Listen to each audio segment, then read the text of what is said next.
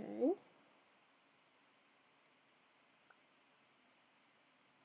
I think we are good to go. Okay, yay! All right, looks like we're live. Fabulous. Welcome, welcome everyone. Sorry, I am not Brennan Lee Mulligan, so I do not have everything perfectly prepared. Welcome! Hello, ladies, men, and non-binary friends. Welcome back, and welcome to the very first session of the Westerly Academy campaign for Palestine. I'm going to have my notes over here, so you'll see me going back and forth. Sorry if that's annoying. We're going to be playing some D&D for you today, and any and all ad revenue made from this video will be donated to Samah's family. So that means that any donations that you send in and any ad revenue accrued on this video is going to be directly sent to them. They are currently living in a tent and struggling to find clean water and food in this heat. So today we're going to be using our privilege, and for the Americans sitting in our air conditioning, to raise some money for them. And even if you can send $1, $5, or forgo like one coffee this week, it will do wonders for this family. But even if you can't, by simply being here and watching the ads for longer than 15 seconds, you are helping families in Palestine. So thank you for being here. Make sure to share this video with any of your friends that love D&D and Palestinian liberation. This is a mini campaign. We will be having multiple sessions, so make sure to subscribe so you stay updated and don't miss anything. And make sure you come back, because every episode we're going to be giving to a different Palestinian family that one of our players or I will be sponsoring. All right, I think that's all of the brass tacks. We can finally get into it. Thank you for being here. Are you guys ready for some D&D? Let's go! Yay! All right, so I'm going to introduce our lovely players. So today, I'm just going to say your name, and then you just say who you're playing. So, Kara, if you wouldn't mind starting us off. I'm Kara, or you might know me as Knife Lore on TikTok, and I will be playing Lexus Perplexus. Fabulous. Naomi, take it away. I'm Naomi, also known as Naomi's News on TikTok and Instagram, and I am playing Fadian, the Warlock. And Selene, after you. Hi, I'm Selene. Some people know me as Oran's Pillow Princess on TikTok.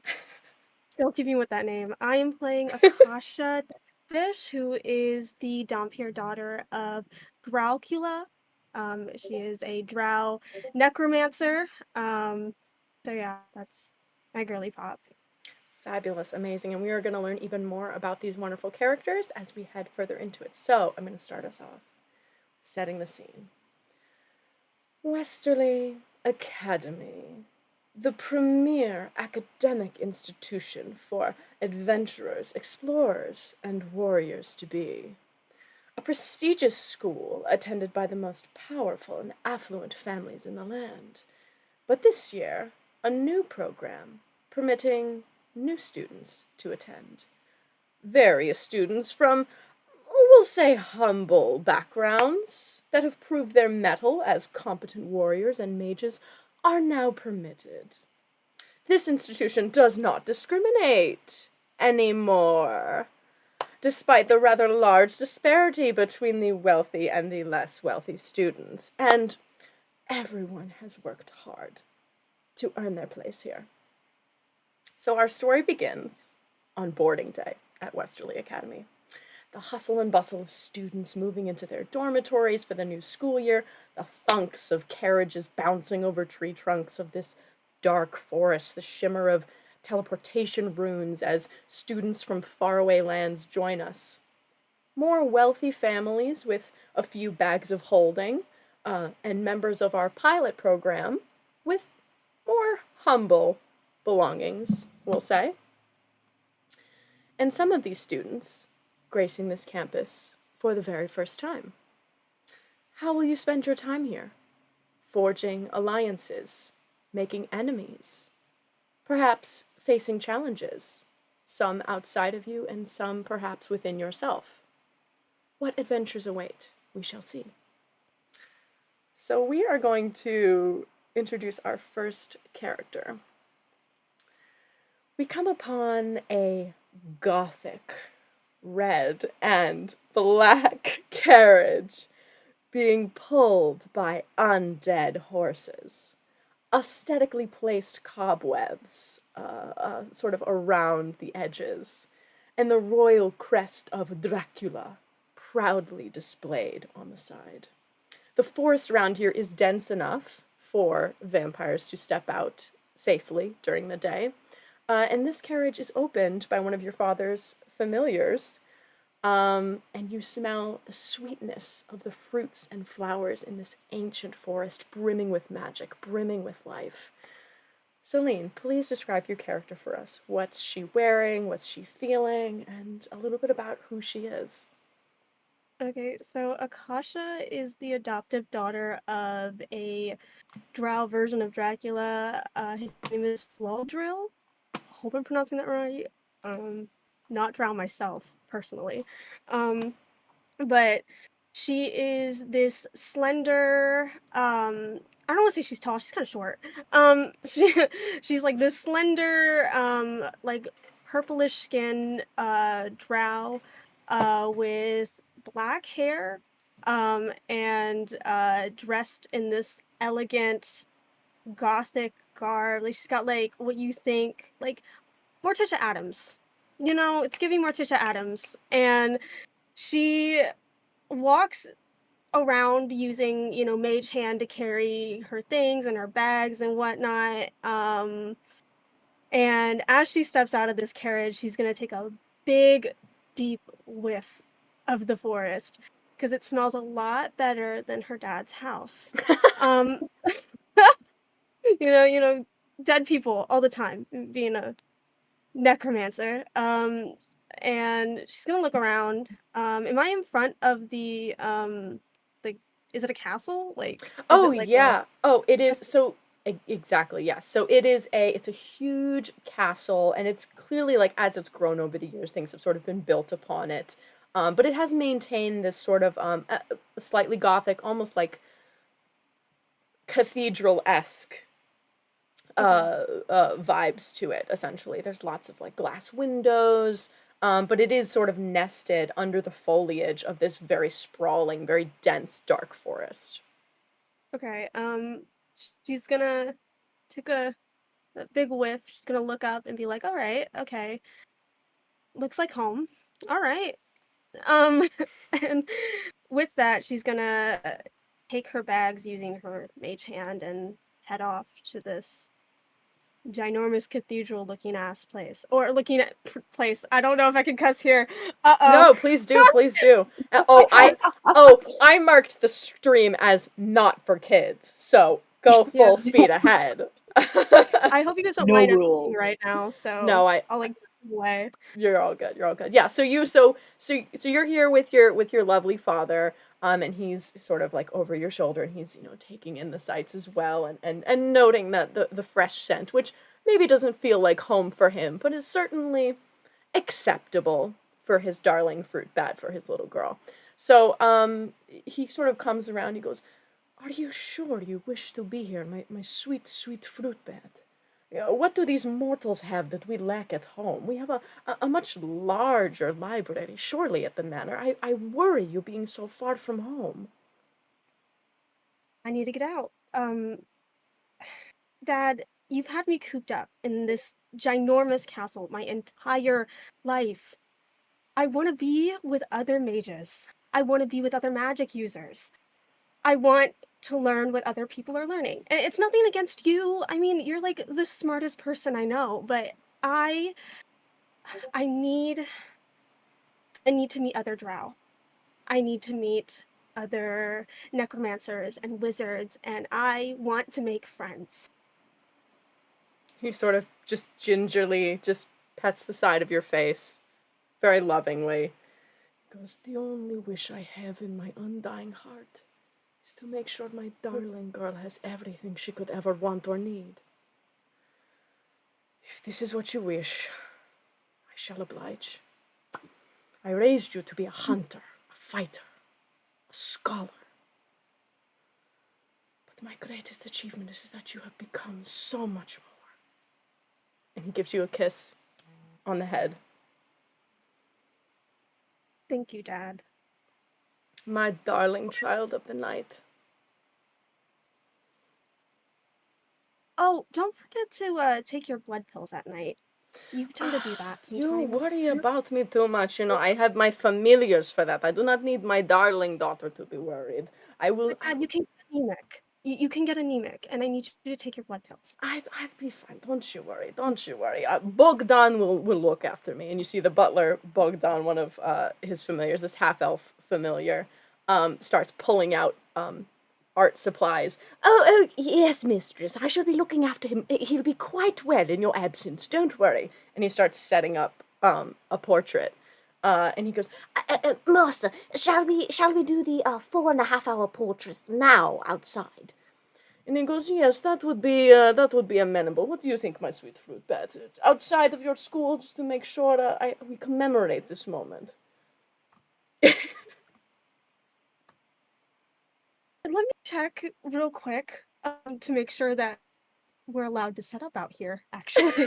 You see, you see there's other, vampiric families, doing the same thing of, vampires, they live forever. And some of their children, either whether they be Dampiers or whatever, they age differently than they do. So they're sort of they're very interested in commemorating these moments. And the student council members are sort of telling them, we actually have to get them in for this presentation. We can't really be doing 4.5 hour portraits. And they're explaining to all of the mothers and fathers that, it's not really, we don't really have time for that. Is there modern technology at Westerly Academy? No, I just want to know. No, you're good. No, this is deep. This is deep high fantasy-esque. Yeah. All right. So there's no magical telephones that I can just whip out and be like, "Come on, Dad." Yeah. No. But he kind of looks around and he's like, "Oh, a quick 4.5 hour portrait to see it. It will do no harm." Dad, that's a blink for you, and for everyone else, that's 4 hours. He sort of sighs a little bit. He just says, okay. He goes, and he kind of realizes that his time with his little girl is sort of running out. And he goes, okay. He goes, remember to rinse your teeth with blood so your enemies can smell the sweet scent of ichor and quake in fear, my little sweetling. Will you use salt water? Yeah, whatever. And he gives you a little kiss on the head. He sort of keeps you in a nice big embrace. And you get escorted away by one of the members of the student council. Student council, I'm just gonna say. Yeah. Oh my gosh. All right. So he starts crying a little bit. And you head in. And as you head in, a pink tiefling catches your eye, and they smile, almost stunned by your beauty. And how does Akasha react to this? Akasha's socially awkward, so it's definitely going to be a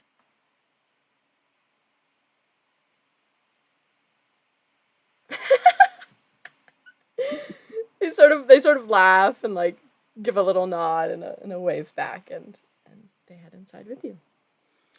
All right. We're gonna head on to our next character. Every student is supposed to have a guardian accompany them to campus at the start of term. Most children are accompanied by their parents. But your father, Lexus, familiar with the fine print, noticed that they did not specify that his body had to be there, only that you needed to be escorted. So your father is not here, so to speak. He's too busy to be pulled from his laboratory. So you're being escorted by one of your father's automatons that is transmitting sound from his workshop. So you're hearing sort of tinkering and clanging in the background. Would you please describe your character for us? So Lexus Perplexus is it's more of a salmon-colored tiefling. I am gonna say she is tall. She's about 5'10". She short dark hair that is almost like permanent bedhead and also permanent eye bags. Very much. She also has very, very bright blue, sort of inhumanly looking blue eyes. And she obviously does not want to be here. She is wearing this adventurer's getup that is like this light armor that looks very, very nice, but it's very apparent to anybody that it's pretty impractical and has never been used a day in its life. It's got all these like ostentatious designs with the logo of her dad's business and like a purple cape. Amazing. And how is Lexus feeling at seeing all of these other children being escorted by their parents and Lexus not? Not great. Lexus already does not want to be here. She had told her dad that she wanted to study for the LSAT, but instead he insisted that it would look good for the business and the family if she were to be sent to Westerly Academy, and it's important for them to make an impression, is what he's saying. But he could have at least tried to show up in person. Right. Great. And are you sort of trying to talk to your dad through the automaton in this moment, or just kind of like ignoring him, like, oh, whatever? I think she's just kind of like, whatever, but I think she will say, you really could have used this ability of reading the fine print a little earlier, I think. Huh? It's nice that now you only want to use it while you're already making me do something that I didn't even want to do. I can't hear you, darling. I've got plenty to do before lunch day. I really can't be bothered with this tish-tosh. You start more clanging. Then you didn't have to show it at all. You could have sent the intern. Yeah, the intern's... You're not even... The intern's busy. Who do you think's running all my cogs and wheels for me? Clang, clang, clang, clang, clang. You guys make Caesar salads. What are you even doing in that workshop? A little grumble from your father under his breath. And a professor walks up to you, Lexus, and he is a gnomish older man, like longer beard, glasses on glasses on glasses. You recognize him as being likely an artificer, and this is Professor Minky. And he comes up and he goes, "Ah, yes, Lexus Perplexus. I was so thrilled to hear that you'd be joining our academy.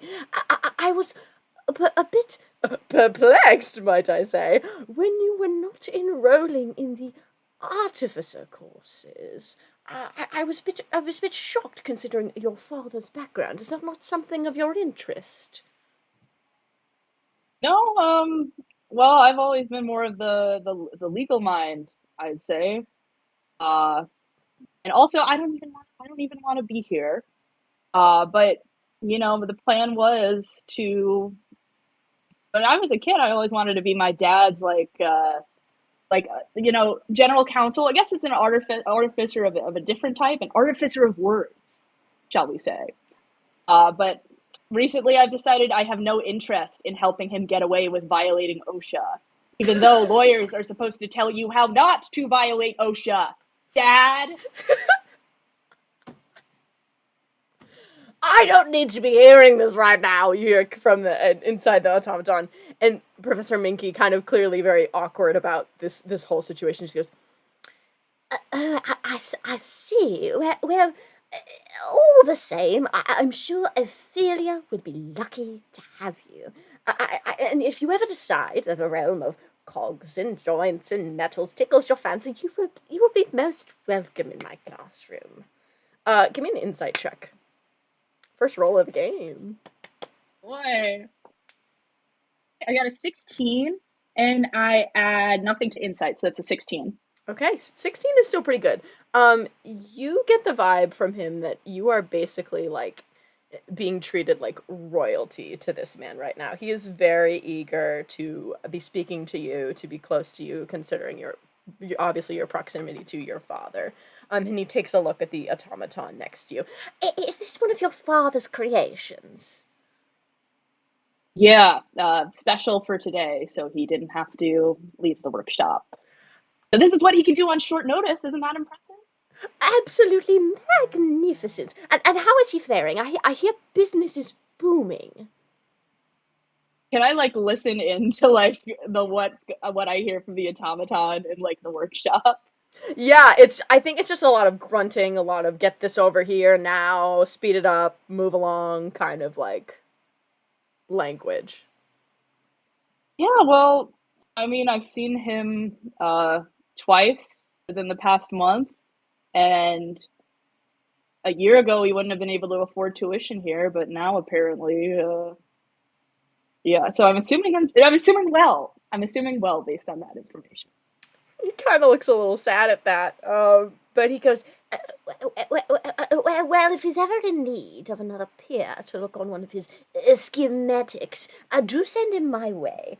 But we ought to get you into the grand hall, my dear. and he kind of just escorts you towards the grand hall. All right. And now we move on to our third and final character. In a sea of nobility converging on this space, old and new, displaying their vastness of wealth in a variety of ways, we're brought to a more humble being, we'll say. Shoes worn from years of use, clothes faded in color, and a small backpack to carry all of her belongings. Naomi, can you please describe your character for us? Adrian is just walking in with like the roughest of stuff. Her clothes are just very disheveled. Like you can tell that they're kind of like patched together, like sewn from random bits of textures and fabric that she can find wherever she is. And she's on her own. Her hair is long, wild, trying to like be out of her face so that she could see. And you obviously can see her ears, just half elf ears, just poking out of the hair. But all she has is like just a little rucksack of like her essentials and a letter in her hand. That's all she has. And how is Fadian feeling right now? Both by seeing people being accompanied by their parents, giving tearful goodbyes, and also just by the vastness of this building, the vastness and the vastness of wealth being displayed here. All of this, like, all of these, like, parents with their richness on display, like their wealth, they're showing it off, and she's just there, like, ugh. All she has. She's there, like, ugh. Utter disgust. And as you're kind of lost in that thought, you hear the gentle flapping of wings kind of descend from above. And you're Fadian. Oh, Fadian, it's a delight to meet you, my dear. I'm Lazuli Lovely-Bell, your deputy headmaster. And you see probably the most beautiful woman you've ever seen in your entire life. She is just like gorgeous skin, blue glittery makeup, long white hair, fairy wings, blue extended, long white and blue dress, long nails, fucking cracking eyeliner, like so beautiful, soft voice like velvet, descend upon you. And she says she's your deputy headmaster. I was informed that you have a long history of visiting the Feywild. I imagine you would like to maintain that connection while you're here, is that right? It'd be ideal, although I'd rather not people not know about that, just on a kind of hush-hush basis, just those who need to know, those who don't, that kind of vibe. I know exactly what you mean. And she kind of flits over. She's sort of like hovering a little bit above the ground. And she brings you to a separate part of the forest, a little further away from where all of the hustle and bustle is happening. And she brings you to this very unassuming burrow just at the edge of this forest. I was also informed that you have a bit of a habit of sneaking where you don't belong, and as a trickster fae myself, it would be hypocritical to chastise such snooping. But as your deputy headmaster, I must strongly discourage it, no matter how many incredible warriors and mages benefited from a tenacious spirit and a gift of stealth. But that's neither here nor there. Me? Snooping? Snooping what? Snooping where? Yeah, snooping? What? And she kind of winks like, my thoughts exactly. And she sort of gestures to this burrow here. It's very like Alice in Wonderland, like very unassuming. And do I need to follow a rabbit in to get to the Feywilds or something? She goes, why would you need to follow a rabbit? I don't know. I've often seen the white rabbits, loads of girls just following them and then falling over or drinking a lot. It's a weird coincidence I keep seeing happen and I don't get why. She hands you a small glass. It looks almost like a berry, but it's made of glass. And she has one of her own, and she waves it in front of this burrow, and it sparkles out, revealing this portal. Keep this on you, and you shall have no problem getting in or out. Give me an insight check. For an insight, so let's see. Whoa, that's a natural 20. Really? No, I'm not joking. I'm not joking. First nat 20 of the game. First nat 20 of the game, and it's the second roll of the game. This bodes well. Crazy. Okay. Yeah, I was just gonna give you little snippets, but I'll give you everything. So you recognize her. She seems very, very familiar. And although it's been a very long time since you've been in Grand Grove, you know that this woman was once in the court there when you were very, very young.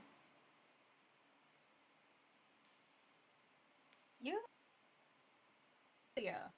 Don't know where, but it's like your face stays on my memory for some reason. Not sure why. I'm delighted to hear that, my dear. I too hail from Grand Grove. And she goes, I know quite well the suffocation that life in court inflicts, particularly on a child. I admire your bravery. I didn't have the strength to leave until I was much older. My mother was an archfey, my father was a nobleman, and I felt myself caught between these two worlds. But Westerly has been a welcome change, and the isolation that I feel here is oddly comforting. I get to see the change in these students. I see the light in their eyes when they accomplish great things, and I get to catch them when they fall. Literally. And she kind of like moves her wings about a little bit. And she kind of leans in a bit further, and she goes, you come from a unique position, similar to mine. Pulled between worlds, much like me. I think you're going to do very well here. And if you need anything, please be sure to let me know. Kind of clear. No one's really ever that nice to me, or really notices me, to be honest. Were you the one that sent me this letter of mission? I must admit, I did have ulterior motives to bringing you to this school. Not only on your merit alone, but also because you came from one world and now exist in another. And our newest students exist in one world or the other. And perhaps you might be a bridge between them. I understand that's a lot of pressure and responsibility, and I would never want to push you into a position that made you uncomfortable. But I found it a rare opportunity. And I also found an opportunity for a lost soul to find solace here in Westerly as I have. See, I don't really know, to be honest. I've just been here, there, and everywhere, running away from what I should be to who knows. I understand. And as she says that, you hear a dragon roar overhead. And she goes, "Oh, Zeroth is getting restless. We ought to head inside." You have a pet dragon? "Oh, yes, the dragon guards the school." "Oh, you'll learn all about him in your beast taming class later. But off you go." Right. He just kind of backs away and then runs off. It's like, ah! All right, so everybody is in the grand hall for the first day festivities. So you guys all start filing in, and there's all different. So there's new students, there's old students. Everybody's heading into the great hall for this initial, almost like when first day of school auditorium, like announcements type thing. And you head into this grand hall, and it is cathedral like, these high ceilings, old stone, steely gray, and beautiful stained glass windows of a high elf woman with her dragon slaying various beasts. Each panel is a different beast. And pew-like benches for the students to sit in, so you guys all file in. Lexus and Akasha, please give me perception checks.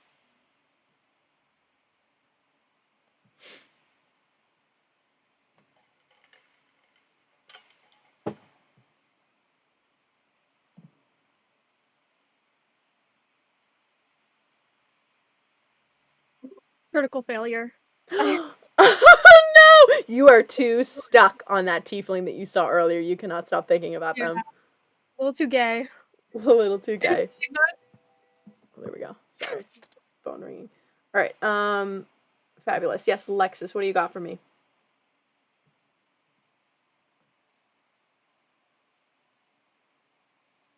What do you got for perception? Oh, I can't hear you for some reason.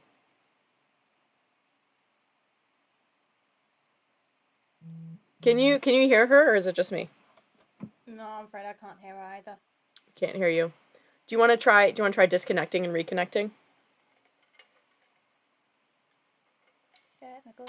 Oh, wait, I think I saw the green light. Talk now. Okay. Yep. Oh, I can hear you now. Okay, there we go. My apologies. I don't know why it was not adjusting output, but I got a 13. 13. Okay, that is enough. So you see, as you're filing in off in a corner, that perhaps you're not supposed to be looking in, but curiosity never killed anything that you know of. And it's always good to have an inquiring mind. So you see this half-fae woman, blue wings, long white hair, talking down a high elf with long blonde hair, tan skin. And she says, "It's going to be fine. Just do the breathing exercises that I taught you. 4 in, hold for 4, 4 out, hold for 4. And he looks back at her and he goes, "I don't think I can do this. I don't think I can do this." And he's like sweating.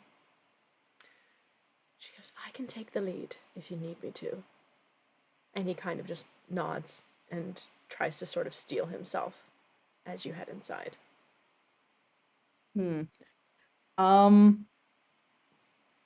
Trying to figure out, can I just be like,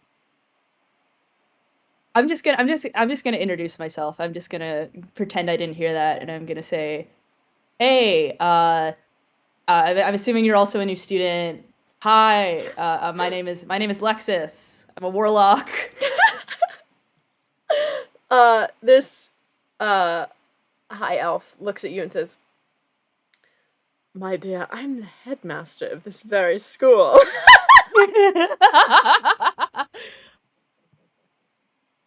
Well, you look like you haven't aged a day. I mean, elves, am I right? Give me a deception check.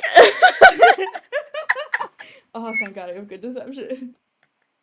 Okay, I got that's a 15 on the dice, and my deception is 6, so that's a 21 on deception. Ooh, doctor. Okay, yeah. No, you see this man just kind of like, he gets a little bashful, like, "Thank you, my dear. If you wouldn't mind just heading inside. We have a few things to prepare first.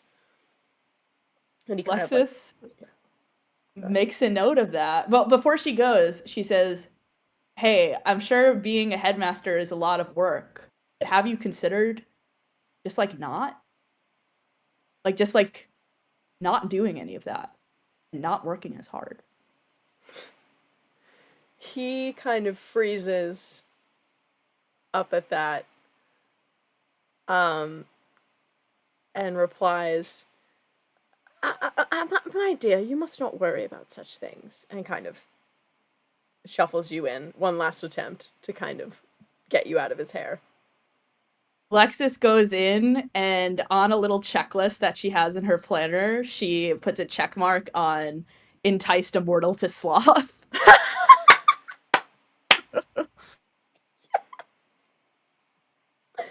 And she just goes to sit down. So fucking good. Okay, great. So you all sit down.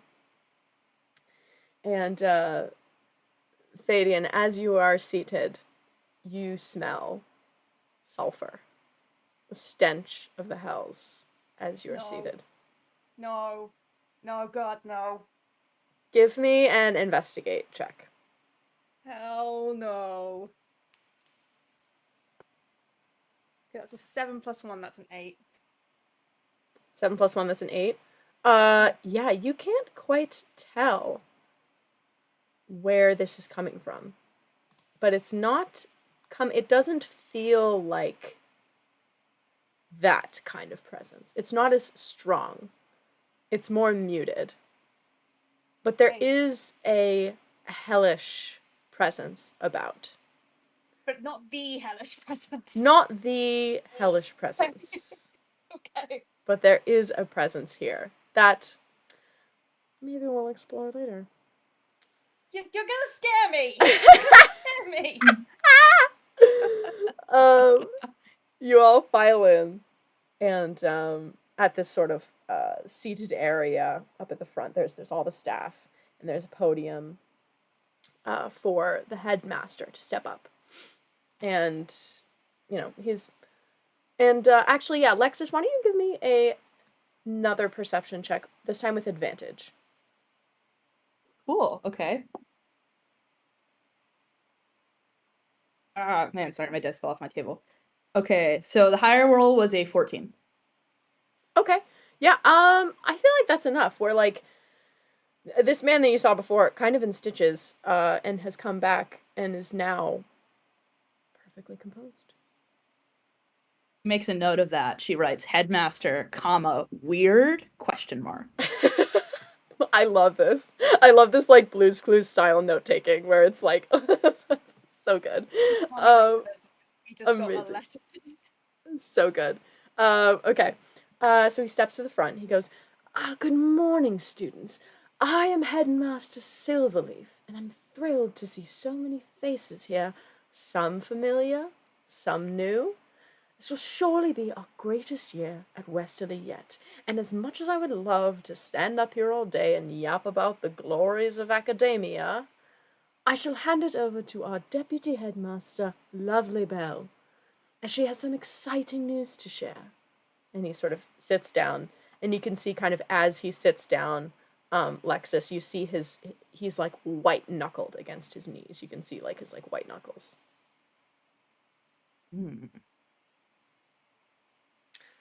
And Deputy Headmaster Lovely Belle takes the podium. Thank you, Headmaster. Welcome, students of Westerly, to another year of learning, challenges, friendship, and growth. I look forward to seeing what all of you accomplish this year. For too long, the beauty of this school has been kept to a very small group of individuals, the most privileged of our world. And while I adore every single one of you, it would be selfish to keep this knowledge to ourselves when the world desperately needs it. When Onyxara Arcos founded this historic school, it was built with the intention of building a better world, one built on liberation, freedom, and justice.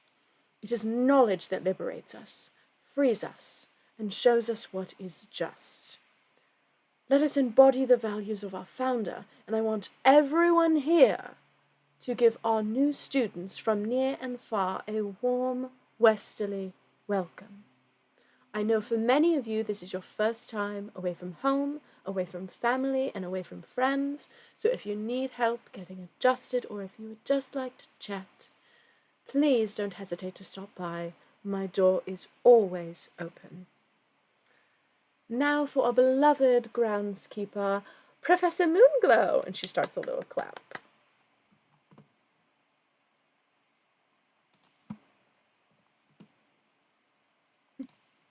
With that, we see Professor Moonglow, who you would probably she very much dresses different than like the other professors. She's not like other professors.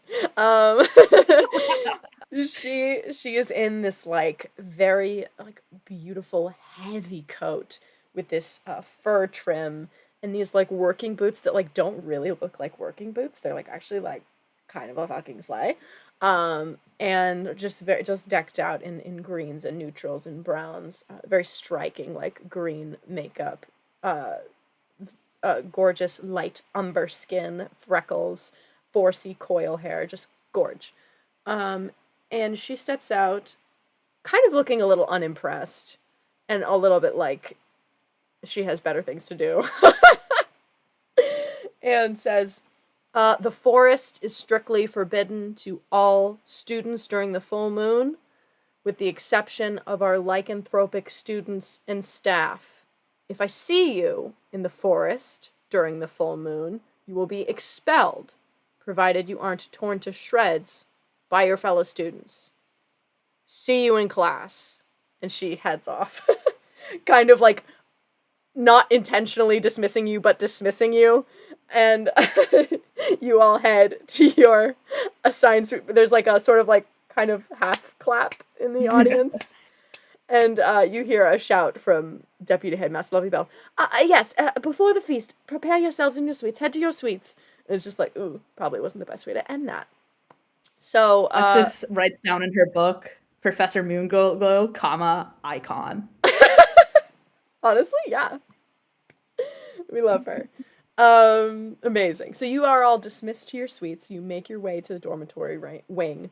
And it's sort of as you exit the grand hall on the sides, there are these various spiral staircases that lead to different sections of the dormitory wing. And each door has painted on it a different plant. So some are flowers, some are herbs, and each suite is named after said plant. So our players are a member of the Rose Suite.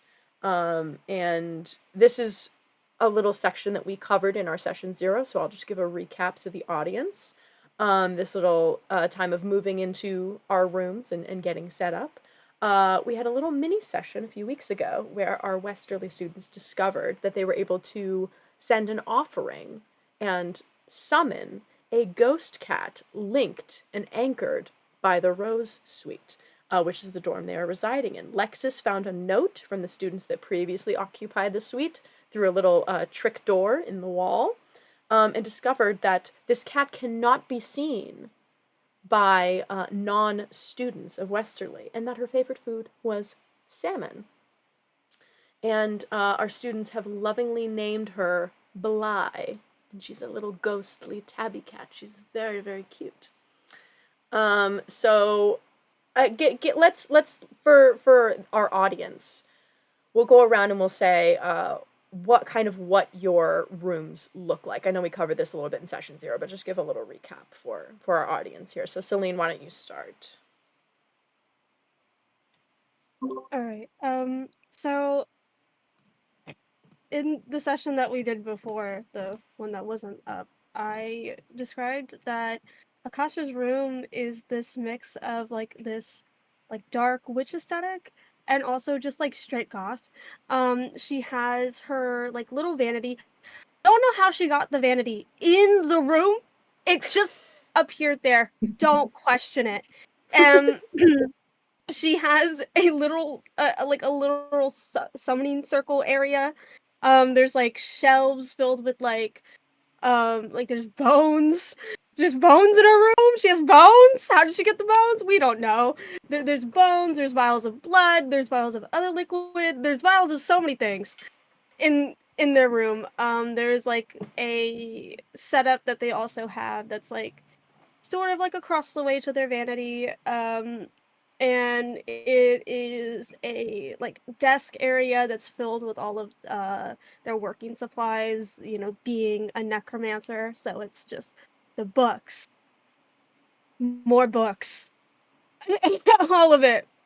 But she on top of that is using mage hand to set everything up, so there's flying dresses going into the closet that is suddenly, it's like everything's changed. I mean, this room probably beforehand looked so plain and different, but now Akasha has touched it, and this is like every goth's dream room. If you're a romantic or vampire goth, dream room.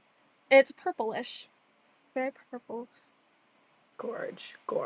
Yeah, definitely love it. There's incense around, there's candles, just so many books, like, and all of them ancient and old and beautiful and just full, ripe with magic.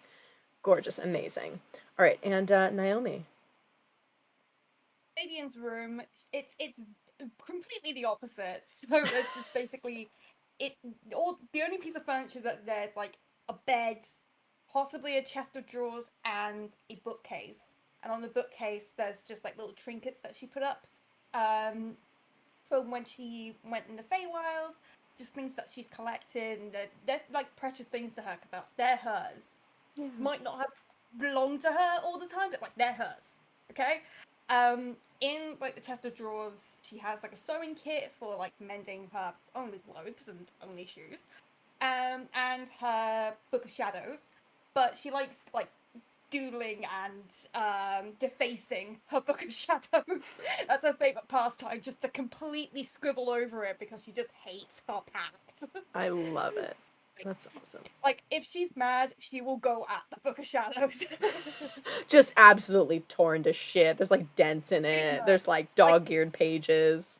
She can't get rid of it, so she does what she can to basically just tear the living hell out of it. Yes.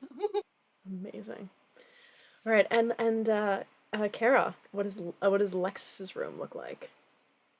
Lexus's room had been set up before she arrived by some of her dad's automatons and unpaid interns. He gives all of his employees the title of unpaid intern, and they all work for experience. And it's very ostentatious and clearly wealthy, but totally devoid of any personality, except for a little figurine of a Pegasus, which is something she liked when she was like 5. Oh.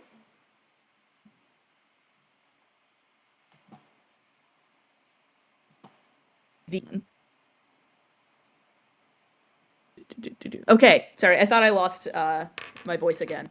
But she has her Book of Shadows, which is the legal blue book, so it is a citation book in perfect Times New Roman font. She has a book about warlock pacts and the legal bureaucracies of various patrons.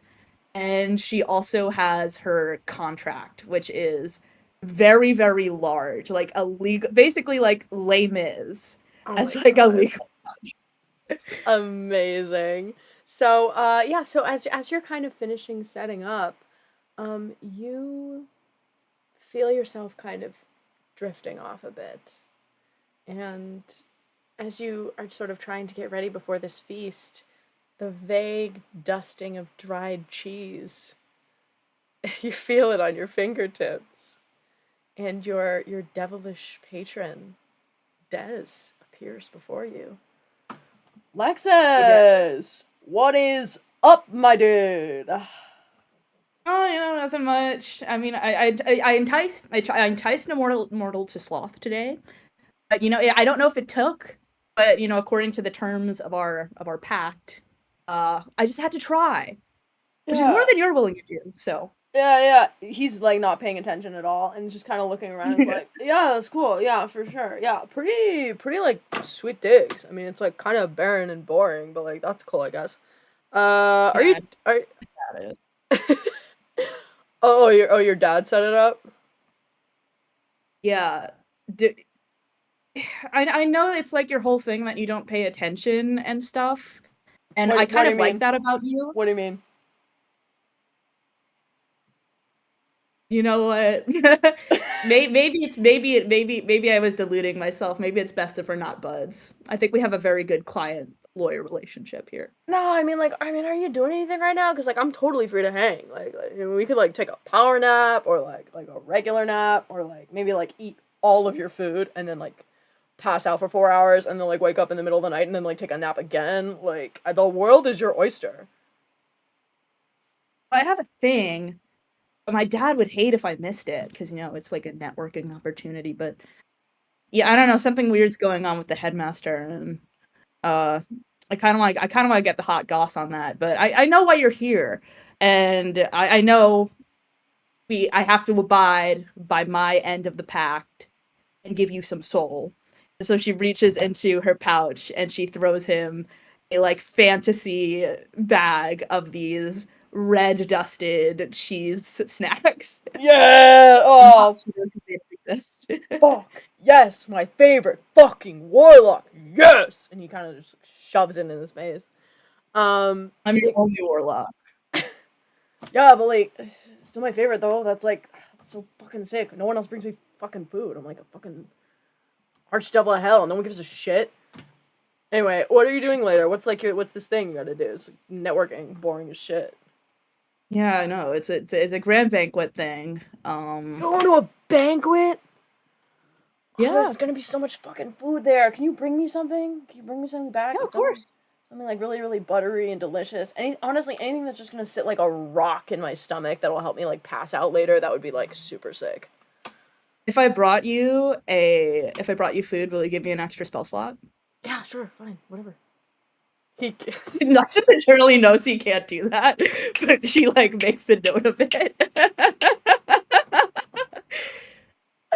Okay, well, you know, maybe a couple experience points later, I'll amend our contract. Yeah, for sure, yeah. Like, whatever you say. But honestly, I think this place is gonna be, like, really good for us.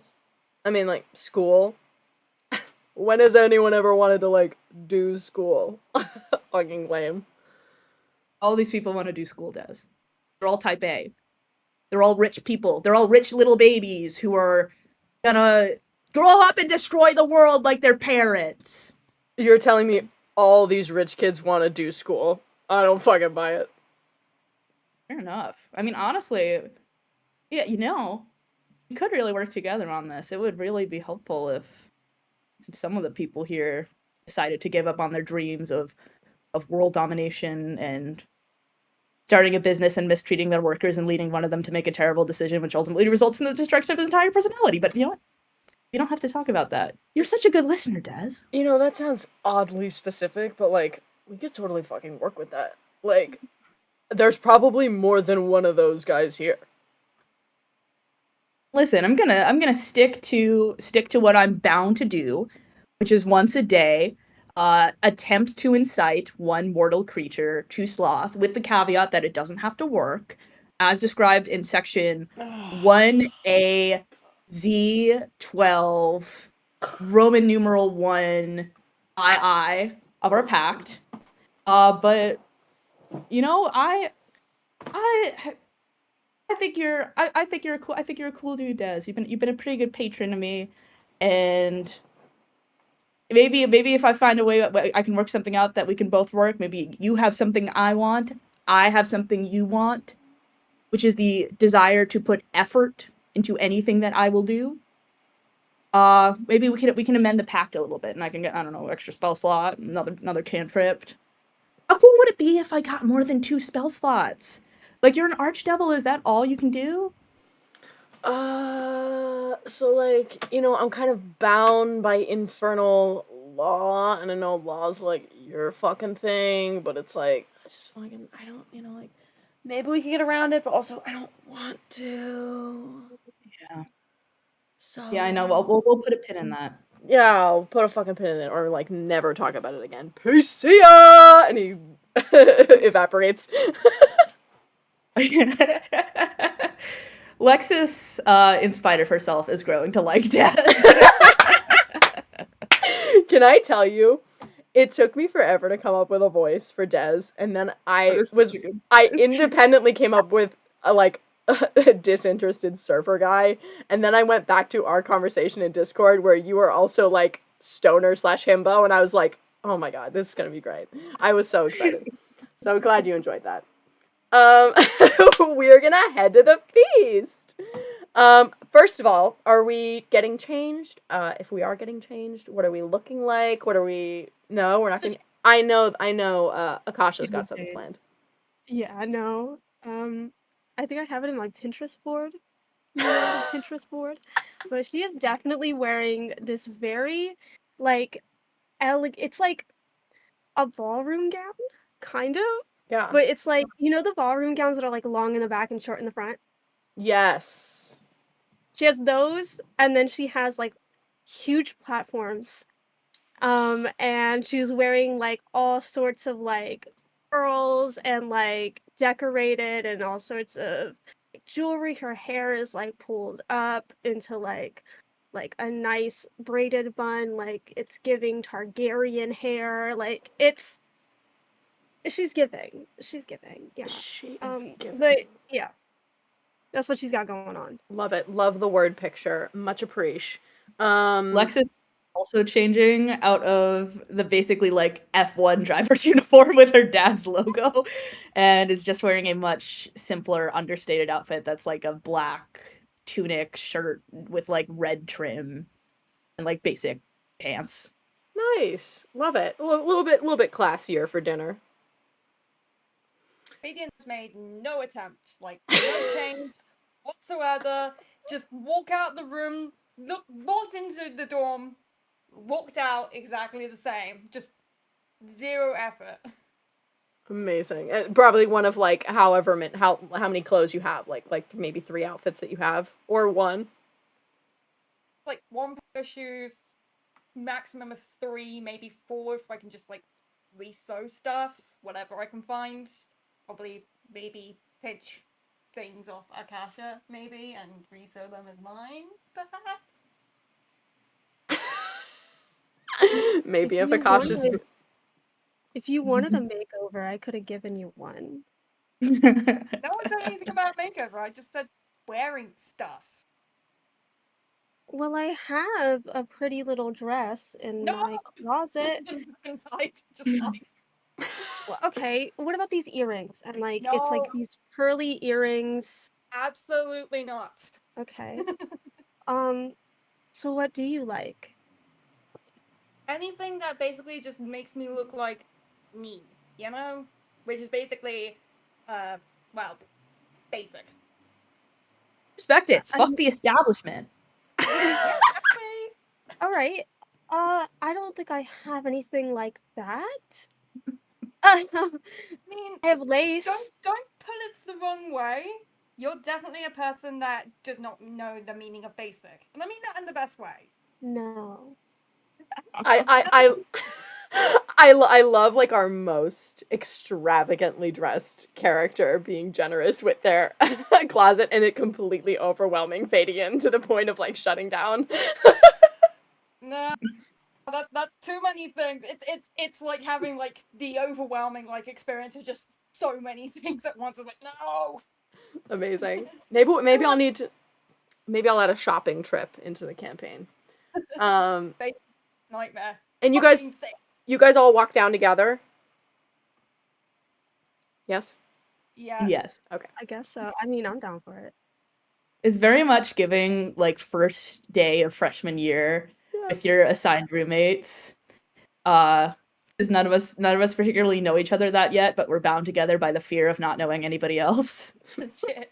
Exactly. Yeah, do you guys chat at all as you head down, or is it just sort of like long, sullen silences? Can I actually do like a history check to see if I recognize Akasha from like I don't know, like events that I was at with my dad? Yeah, absolutely. So that is an 8, and I add History 4. Oh, so that's an 11. It's still not good. Yeah, I mean 11. I'll say like you might have seen her, you might have not, but also like some of the events you go to just have a lot of really extravagantly dressed people that like maybe they are just one of the many extravagantly dressed people that you've seen. You're not quite sure. You can't really pinpoint it. Lexus is a little distrustful, but is opening up because of the generosity that she saw Akasha show with their wardrobe. Cute. I think Akasha is definitely gonna look back over to. Can I call your character Faye? I can't call her Not like Faye. that. That's just how she is. She just doesn't like any kind of like nickname. She's not Okay. used to attachments, so. All right. So she's gonna look over at your character and she's gonna go, I can take off one of my pearl necklaces and you can wear it. Don't. Huh? No? Like, nothing against you, okay? Like, you seem very lovely, very nice, you know, I've got nothing against you, but I come from, like, nothing. I'm just staying myself, okay? Like, I don't need any kind of, like, richness or anything when I can just be me. Oh, thank God! I thought you were one of those rich people who like wore a t-shirt and jeans to show that they were down to earth. I hate Is being those rich people. bad? It's worse you sometimes walk into people who say like, "Oh, I just naturally came out this way," and you find out they're full of nepotism. What's up with that? Exactly. What's a and- nepotism? A nepotism? What's a nepotism? I'm a Nepo baby, you're a Nepo baby, 99% of this school is Nepo babies. We benefit from the generational wealth that was granted to us, and therefore we get more opportunities than other people would have. Oh. And you seem great. You seem great. This isn't a judgment against you. But in the past year I've met, and before that, I've met a lot of really rich, really important people. And not a word out of their mouth is worth any more than the lowest form of currency that exists in any society. I don't know you though. I don't want to judge you. You seem really nice, but I just want to be open and honest. We're just being real. I have no idea what you guys are talking about. Maybe that's for the best. You guys are the first people I've ever met, if I'm being honest. This is Really? Yes. forever that I've like talked with people that actually, you know, like me and probably don't want to press charges on me, so I'm already Press liking that a lot. charges. Pretend you didn't hear that. Anyway. Need an attorney? I mean, I've got a terrible contract I'm in. Kind of Oh, except worse. you're also a warlock. Yeah. Oh, you guys are warlocks? I'm a necromancer. Hang Oh, on. look at that. They Necromancer put all the raised goth dead kids in one romance dorm. like next. Actually, Huh? can Lexus and Fadian do a history check for me? Sure. All right. +1 history. Oh god. That's a nat 20. Oh! I got a 19 overall.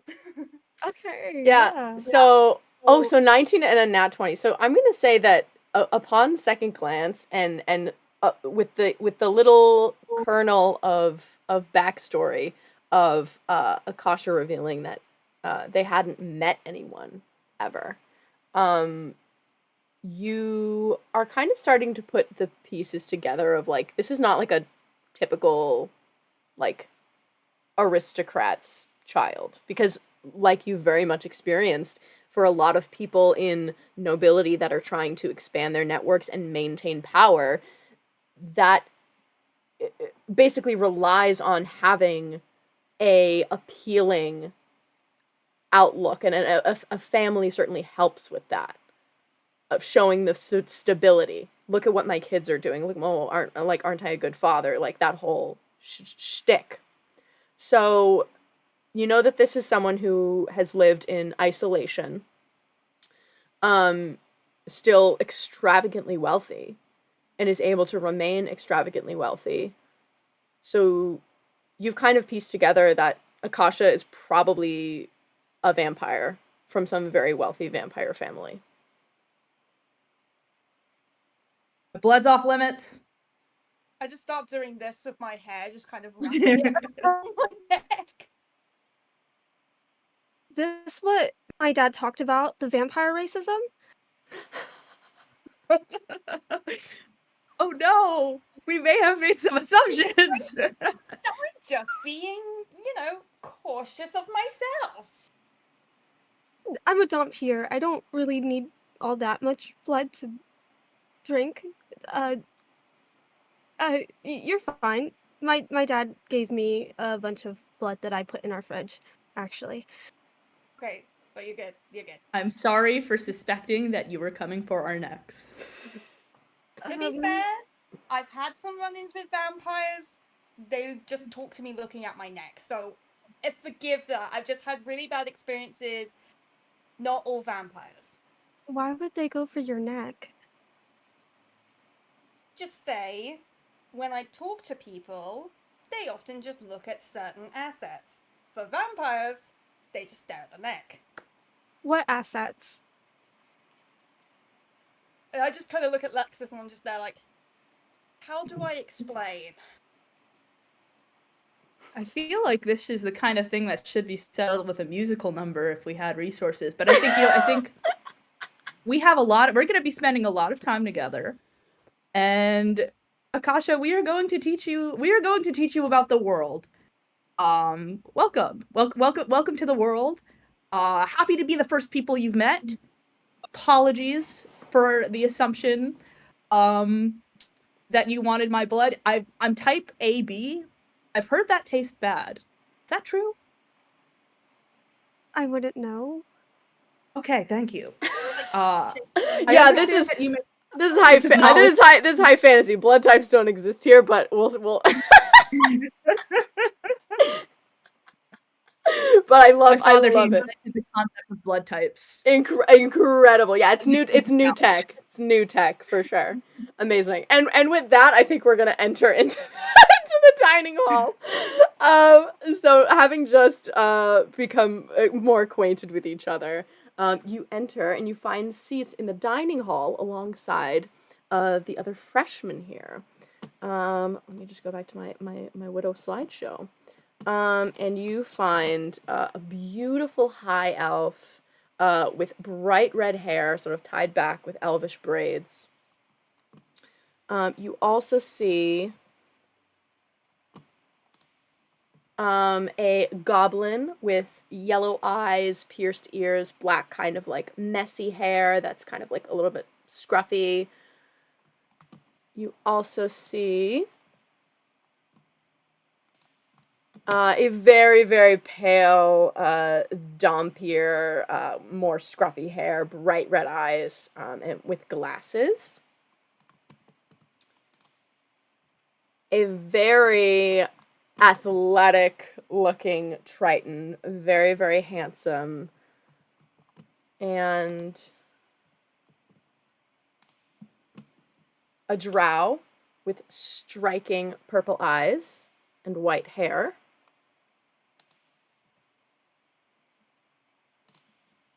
And another high elf adorned with pink flowers and a headscarf. Sorry, that's a lot of NPCs we went through, but that's kind of like the areas where there's open seats, and you guys all sort of take a seat there.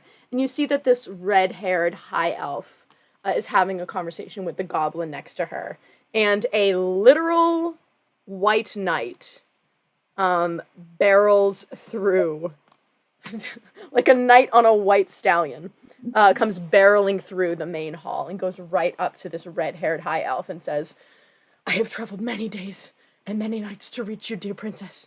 Your beauty is grander than the bards foretold. I have accomplished many quests and brought you treasures from around the world to deem myself worthy of your affections." And he goes into like a deep bow on one knee.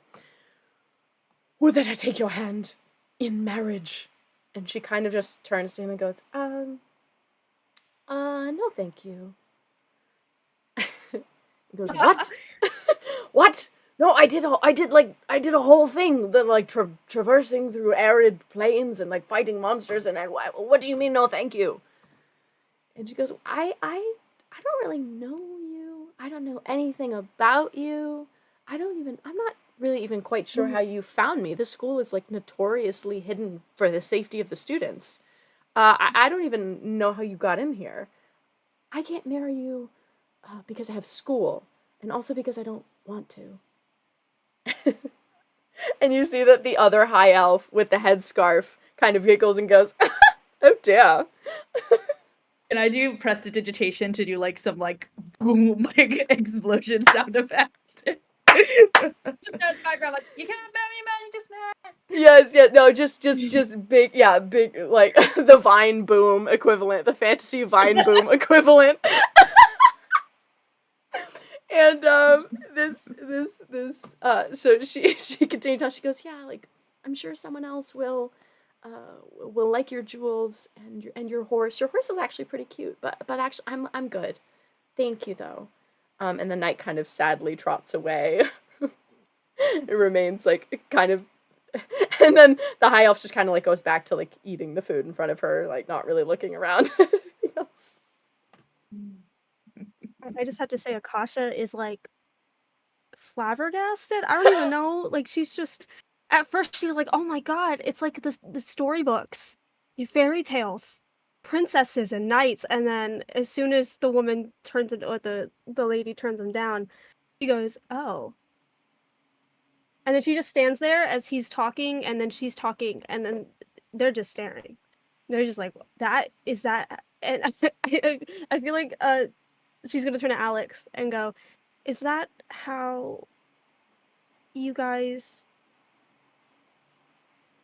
do the boyfriend and girlfriend?" A hand on No. Akasha. No? That's at least the 50th knight princess proposal I've seen at least this last week. And trust me, they very rarely go well.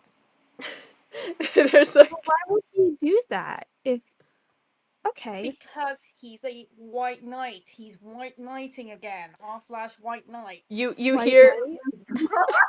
you hear the high elf with the headscarf speaks up, and she goes, I'm sorry, are we just not going to talk about that? And she turns to the high elf, and she just goes, And then the drow responds and says, yeah, that was really strange. That was really weird. I feel like something needs to be addressed. And she goes, yeah, it just kind of started happening when I turned 18. I don't really know how they keep finding me. It's honestly, like, kind of annoying more than anything. I think it might be because I'm elven royalty. But yeah, I don't really know any of them, and I don't really want to get married right now. And she goes back to eating. I just like, good for you. You do what you want. Don't let any person that stand in your way, male or otherwise, you just work on yourself. Yeah, Can I do a history Yeah, do a history to see check. if I about like elven royalty and particularly this person? Yeah, please go for Okay, it. that's just a 14 on history. Yeah, you recognize her. I mean, I feel like even on a 14, this is Princess Moonstone, of Highlark, and she is arguably like the most famous elven princess like in the realm. Fantastic. Yeah, very Lexus very goes to sit as far away from her as possible. Dang. Anybody else want to do a check or anything? Or insight checks or anything?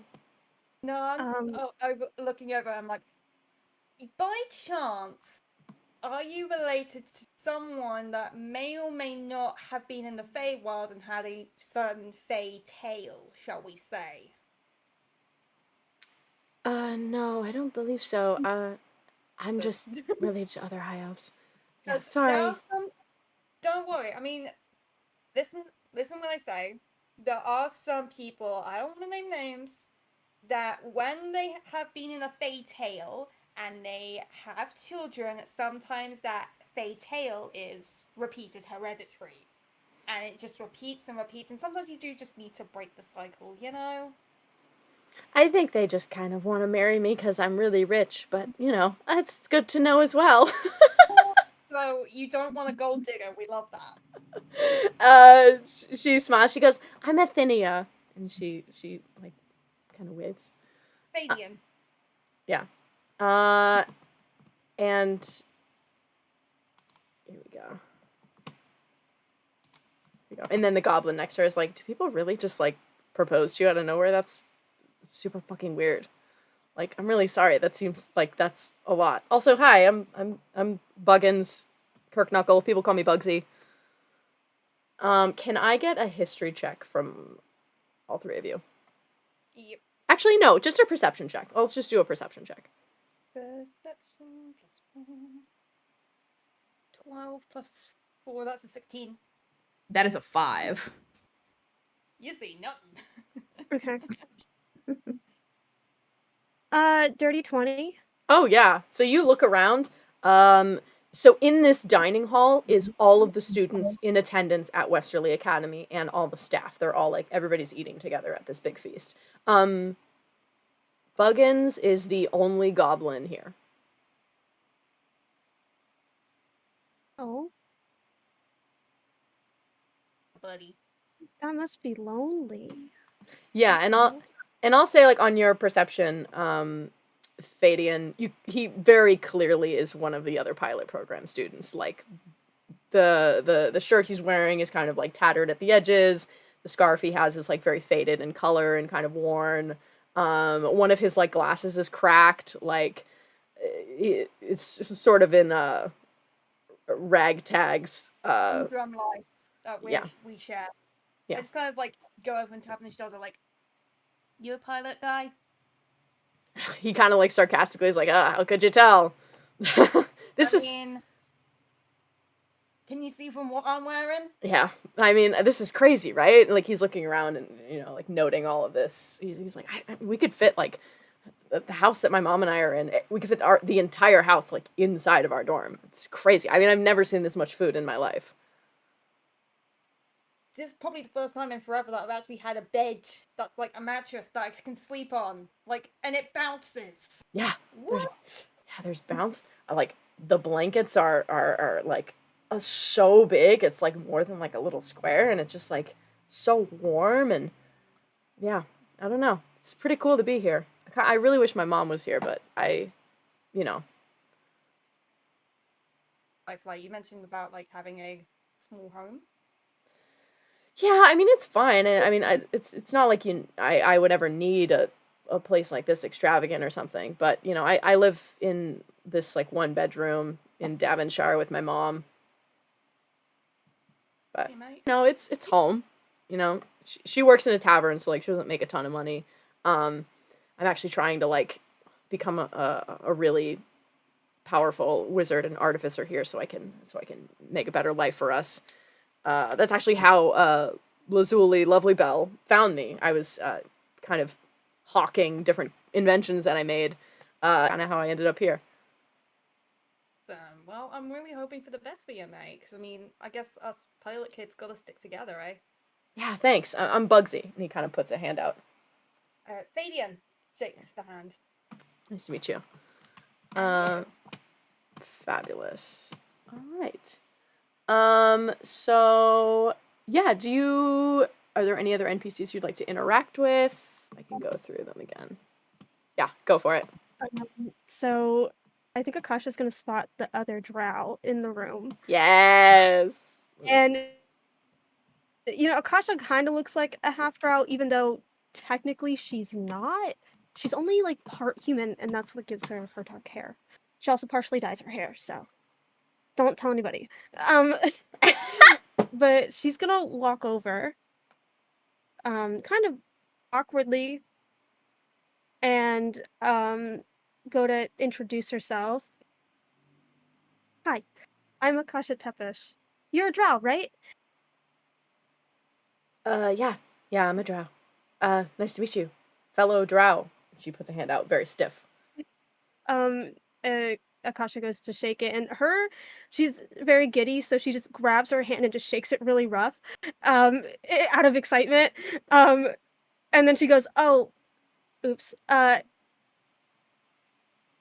you Elistry Drow or the other one? Sorry, I don't really know much about Drow stuff." She goes, yeah, I'm Elstree Drow. Oh, cool. My mom was an Elistry Drow. Oh, well, that's cool. Yeah. Yeah. I hear that there's some really cool stuff for Elstree Drow here. There's like a really awesome arcane musicality class that all the freshmen have to take. I guess the professor's like kind of cuckoo in the head, but like actually kind of cool. Cool. Do you want to be friends? Yes, I would very much like that. Yes. Okay, that's really cool. That's really, really cool. You're like my first friend ever. Like ever. I think. I don't know if the other two are friends with me yet. They're kind of weird about me being a vampire though, so I don't. Is that a bad thing? I don't know. But No, yes. I think that's really cool. Actually, I mean, like the whole like drow thing. People look at me and think I'm gonna like stab them or something, which like maybe I would, but like maybe I wouldn't. Like who knows? Like you know, the option's always there. But yeah, no, that's totally cool. I'm Winfrey. Some people call me Winnie. Why do they think you'll stab them? Just because I guess sometimes drow can be scary. I've never really understood, but yeah. You don't seem scary. I don't think I'm scary. You're not scary. You're beautiful. Thank you. You're beautiful. Thank you. She goes back Can to I sit eating. Yeah. Yes, please. Okay, cool. Carefully gestures. And then Akasha just sits next to Winnie. Winnie, yeah, Winnie. Yeah. What's your name? Akasha? Nice to meet you, Akasha. My new vampire friend. Yeah. She turns to who you've now realized is probably one of her other roommates, who is the high elf with the headscarf. And she turns to her and says, "This is my new friend, Akasha, the vampire." And the high elf goes, "I can see that. Lovely to meet you. I'm Galandri." And she extends a hand like this. Oh, Akasha recognizes that from their storybooks, and they lean over and give a kiss to the hand. Oh, delightful! My goodness. And you're Akasha. And who are these other people with you? Oh, that's not me forgetting y'all's names. Lexus and Alex. Fadian. That's Alexis. They're a lawyer, I think. And then that's Fadian. Fadian is basic.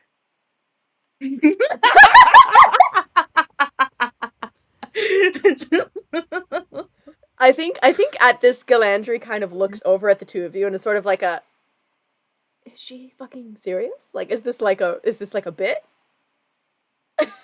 You know, everyone don't go like, she's closeted, shall we say. She's that kind of like sheltered life. She's gay? But she's too afraid to come out. It's gay. Awesome. What's a gay? So, Is when two people love each other Aren't you very a- much, this is Aren't you a vampire, sweetie? I'm sure you're familiar. With gay? Yes. Well, I live with my dad and only my dad, and his name is Dracula, or that's his last name. And he was like a pillager, I think, for a very long time. He kind of like, did things. But I've never seen him with a woman or a man or anybody before. It's just kind of been me and him. So yeah. Well, I suppose you have a lesson before you. And she gestures to Lexus and Fadian to explain what gay means. We are not doing that right now. We can do think it tonight. I'll make I'll prestidigitation a slideshow. Oh my god. We'll work on the slides together, I think. Yeah. We're gonna need to do a alphabet for the alphabet mafia, shall we say. An alphabet for the stuff that people who have been outside know about. Yeah. You hear the Triton pipe up and go, now this is what I call a feast. As he's listening. I do And want to who are you? clarify that Akasha does know about romance. She just doesn't know what the term gay means. Right, like this, like the Like, social. She knows about. Yeah. Yeah. She doesn't know terminology. Yes. She has no idea Definitely what slang terms are. She has no idea. Like she knows what lawyers are. She's never met one. She doesn't really know about her father's reputation in human societies. She Yeah. just, she just doesn't know terminology. Yeah. Yeah. Amazing. So you at saying Dracula, I'll say the Dampier that is sitting next to you and goes, "Your dad's Dracula? That's so cool."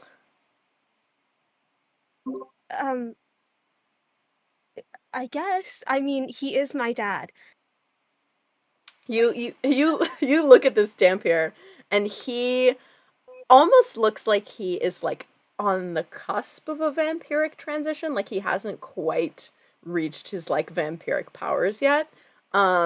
Actually, if any of you want to give me an arcana or a history, or medicine. I'll go Arcana because I've got high. I'll do Arcana. Beautiful. That's a 19 plus 3. That's 22. Oh, great. History, I got a 10. Starting 11 in Arcana. Okay, so I'll say, yeah, it seems weird. So for Akasha and Lexus, I'll say, yeah, it's weird that this kid who is supposedly half vampire, is wearing glasses, and has any sort of visual affliction, and 2 kind of sounds like he's like has some kind of like allergy. But Fadian, from your vast experience across the world, for some Dampiers that are late bloomers, their like sun allergy manifests as like an allergy, like a sinus allergy. And he has not yet grown into his vampiric powers yet. So despite being a Dampier, he kind of is struggling to he has to, I'm sure. Vampire puberty. Yeah. So exactly. So he has to take like special supplements and like all these things, and still has to wear glasses. He does not have the perfect vampire vision, which I will say, like Akasha, you would probably find unusual. But yeah. Can I do a history check to see if I know any of the students from events? Oh, sure. Yeah. You know what? I'm just gonna do. Yeah, you do a history check, and then I will do a luck check over here just to see if you're familiar with any of them. Okay, it's a 13 plus, so it's a 17. Okay. So I'll roll it with advantage, yeah. So that's a 7. Yeah, okay. So that's a 19. So I'll say, like, if you... I'll say that you have definitely seen Winfrey around. You know that she has a very wealthy family. Her parents are very affluent merchants, specializing in various kinds of like mushrooms from the Underdark. So like specialized like bougie mushrooms, basically, like artisanal mushrooms. And I'll say as well that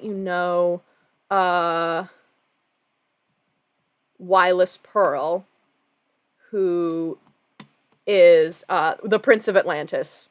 His mother is the reigning, like the queen of Atlantis, and he is an undersea champion, so he's entered in like many tournaments in Atlantis and has shown his athletic prowess and is very well known in royal circles. Okay. I'm gonna go up to him and I'm gonna say, my dad told me to say hi, so I'm saying hi. He kind of like looks at you like, very much. Actually, you know what? We'll do this by the roll of the dice. If he senses your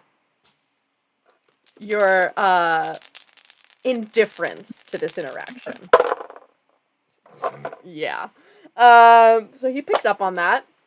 He just kind of leans back with a smile and he goes, "Hi." Okay, now we've got that out of the way. And she's gonna go sit with Vadian and Bugsy. Hey, you know that guy at all? Yeah, I mean, I've been to like a brunch for him or whatever, because he's like really good at throwing a trident in a basket or whatever. The Atlantis royal family, they ordered so much of my dad's number one invention, the Caesar salad, for that event. You've done brunch? Yeah. Why? That's like that's like the thing now. I don't know. It's like a rich person thing. I think it's like a look, we have so much time in the middle of the day. We're gonna get day drunk. I think he very much is hearing all of this. These tables aren't that big, like, or like these seats aren't that far away from each other. She doesn't care. So she hopes her dad doesn't get a sustainable contract. Stated on the most smallest of things. He goes, "Lexus, darling," he goes, "no matter how badly you want to be dissociated from this group, you're part of the elite now." Why brunch? Brunch is stupid. What's wrong with brunch? Brunch is delightful. You get a workout in, and then you head over, and you get to sleep in even if you want. You have various drinks and baked things. It's delightful. You don't like brunch? Who doesn't like brunch? Who has an aversion to a type of meal? People with any kind of sense in how the world should work. Breakfast and lunch. They're two different things for a reason. Listen, it will be a cold day in hell before I turn down a delicious quiche, and I've said what I've said. Yeesh. Put that down, shall we? Lexus is kind of shaken by the thing he said, where he's like, no matter how much you want to deny it, you're part of the elite now. Yeah. And she can't come up with a witty retort, but she angrily writes down in her checkbook, come up with witty retort against Fish Dude. An insight check to see if I noticed this in Lex. Yeah, go for it. Lexus, are you trying to hide that you're feeling a little burnt up about this? I would say sorry, what's Fish Dude's name again? Wireless Pearl. I'm trying to hide it from Wireless, but I think in doing that, like, I think she's sitting closer to Fadian, so she's probably really just trying not to let Wireless and the other people see it. Okay, so then I'll say roll insight with advantage. So that's an 18 plus 4 on the first one. So let's see if I can get higher. I don't, so we'll go the 18 plus 4. That is 22. Yeah, so on a 22, what does Fadian see internally? What is going on with Lexus right now? I think Lexus is kind of like deeply. She's upset because she has spent her entire life really seeing like all these people like inflict injustice upon people, like including her family, and I think now she does, as much as she's like enjoying basically the comforts of her father's wealth and doing things that she would never have been able to do like a couple of years ago, I do think that she feels uncomfortable knowing that she is kind of criticizing people when her dad and his army of unpaid interns are basically doing the exact same thing and she's benefiting from it. And she does not like to be reminded of that fact. Yeah. Wow. I just kind of nudged Lexus. I'm like, "Are you okay, mate? Like, did that blue dude like affect you in any way? What you were saying?" It's nothing. He's just a dick. He's a little fishy bitch boy, and he he didn't even qualify for the Atlantis Olympics this year. You know why? Because I think he was having too much brunch. You know, you don't have to just let him walk all over you. I mean, just because you may be from the same world doesn't mean you're exactly from like the same state, the same city. Okay? Like, But don't worry, I'm planning my revenge. okay, good. If you are, can I assist? I'm very good at revenge. Of course. You know, my patron is probably gonna love this. Oh, I bet I can get a sweet deal. I bet I can make my contract even sweeter if I get him to like throw whatever he's here to do to impress his parents or whatever. relationship with your patron then. Is that with my patron? Yeah, with your patron. He's just a chill dude. Lucky. Yeah. Let me guess, you're in one of those contracts where they take your soul. How do you know? Just like the face falling is just like, fuck. He's like, oh no. Are you attempting to hide this conversation also, Fadian? You are? Okay, I'm gonna say give me a stealth check. That's a plus Can I give guidance? I'll say yeah, you can give guidance. Okay.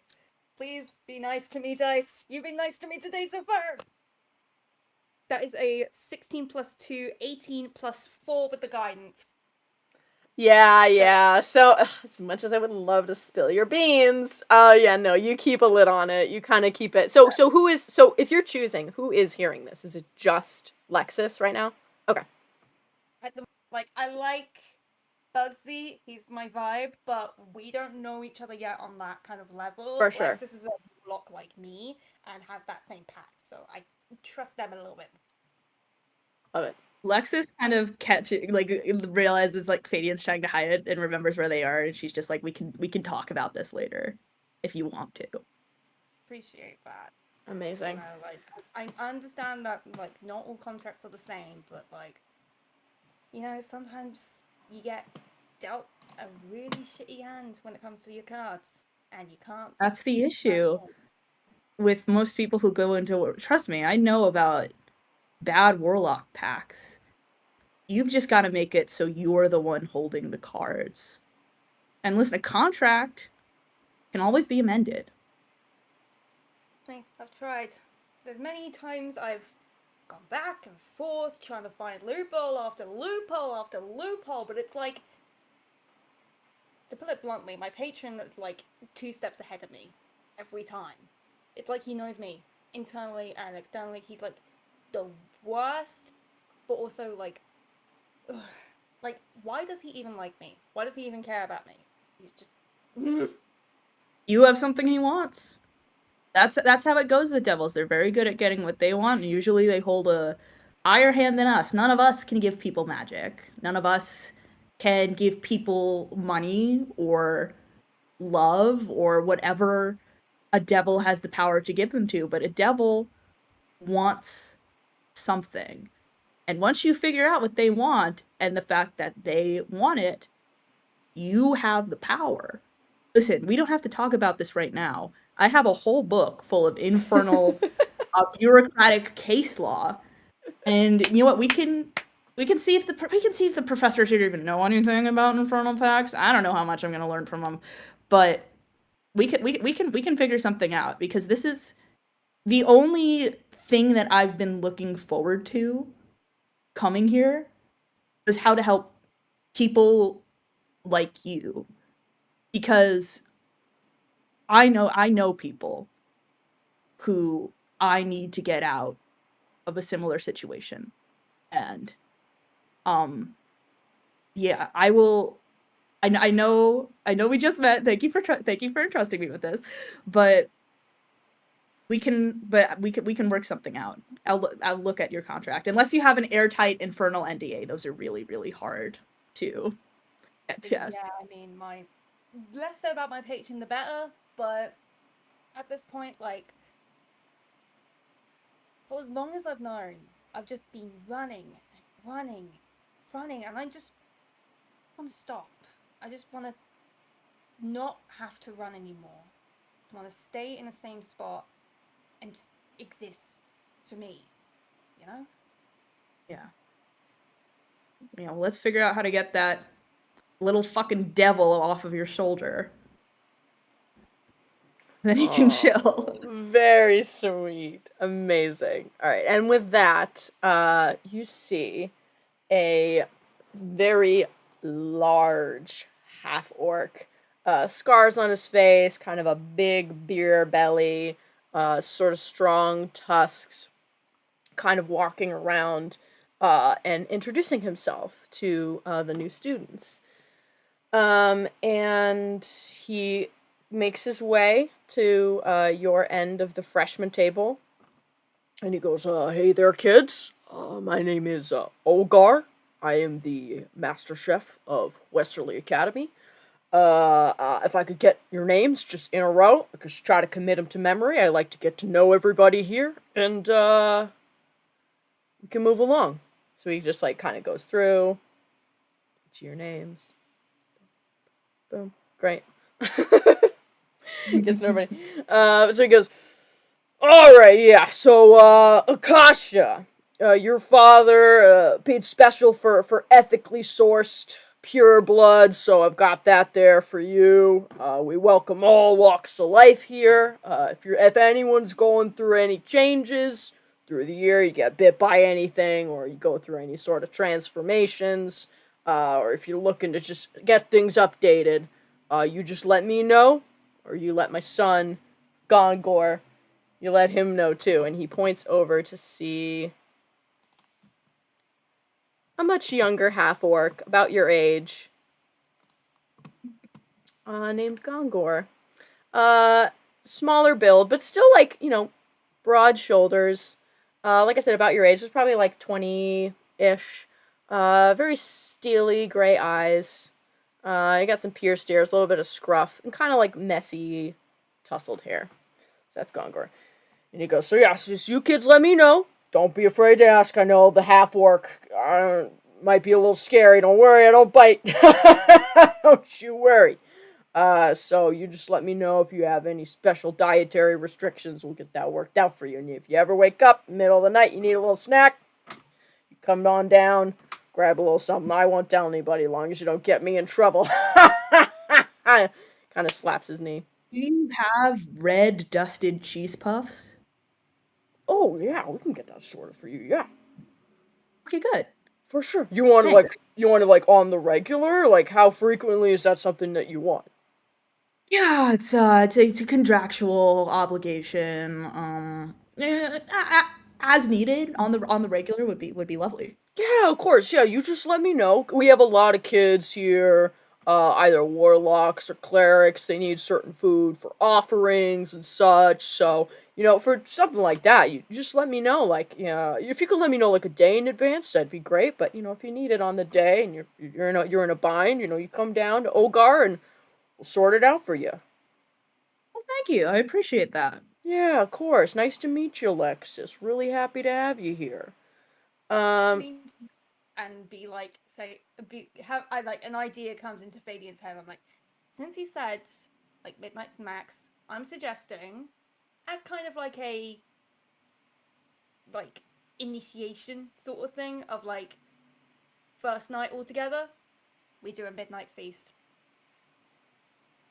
Adrian, I've known you for 5 seconds, but you have a tendency towards fantastic ideas. I kind of shout over to Akasha, and I'm like, Akasha, we're getting snacks.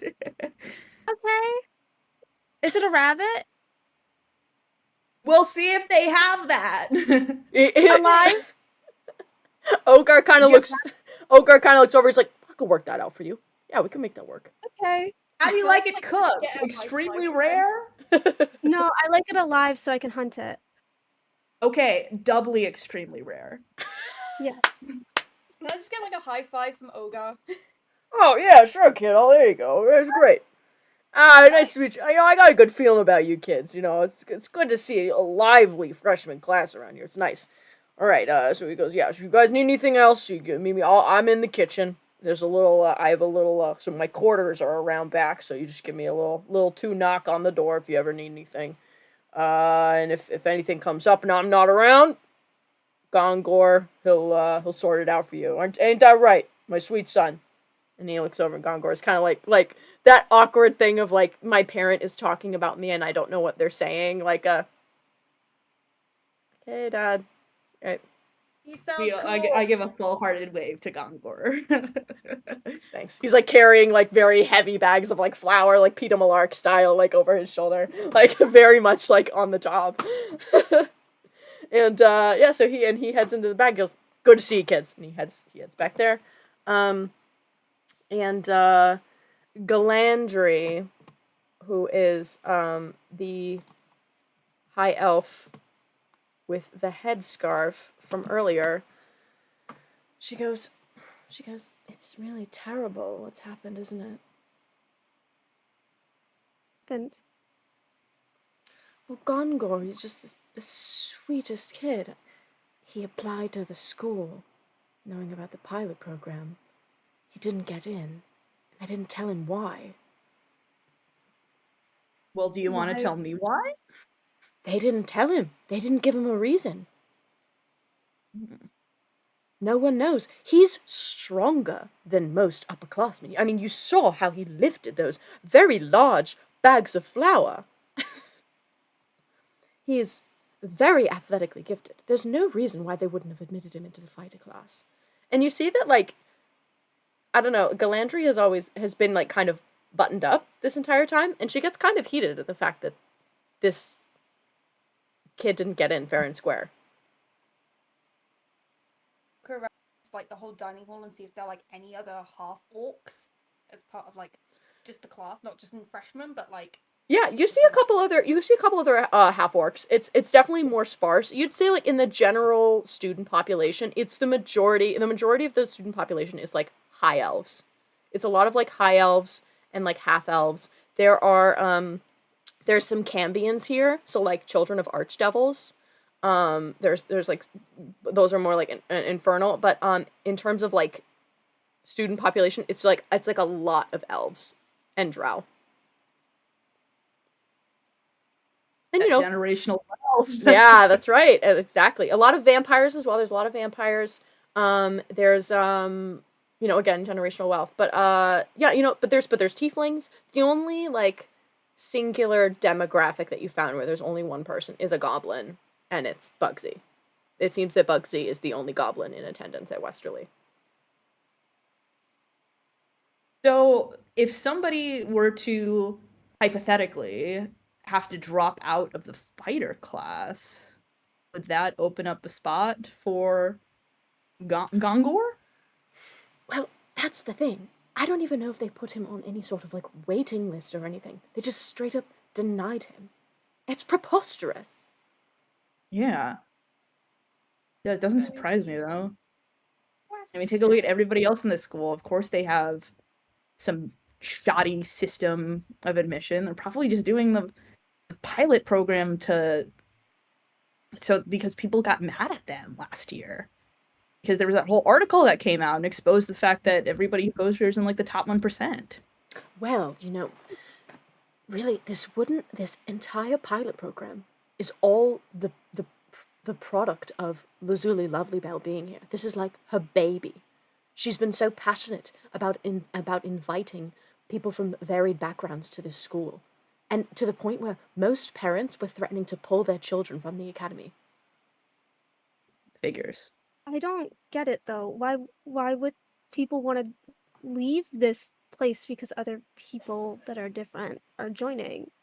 That doesn't make any sense. I imagine it's because for some people who are more closed-minded, things that are different are inherently scary for them. Whereas I think you and I are rather delighted by things that are different and unique and silly and weird. But not everyone's like that, unfortunately. Yeah, make any you're sense gonna to be me. learning why I don't like rich people, Akasha.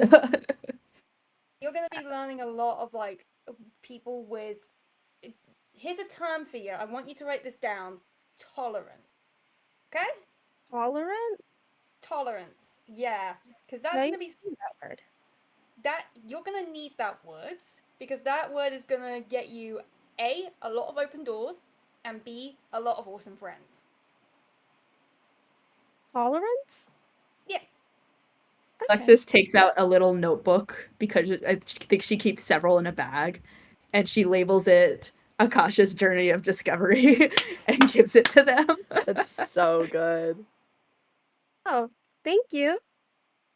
I love this so Amazing. much. Amazing. She goes, and then Galandri sort of speaks up again. She goes, if you want to know more about Gongor's application, because I actually didn't get a look at it. I only learned about this from Kai, who's one of the upperclassmen. He actually invited us all to a party tonight if you would like to attend. A party? Like in the books? Yes, exactly.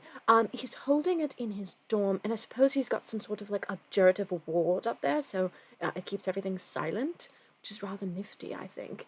But yeah, he invited the entire freshman class as like some sort of welcoming party.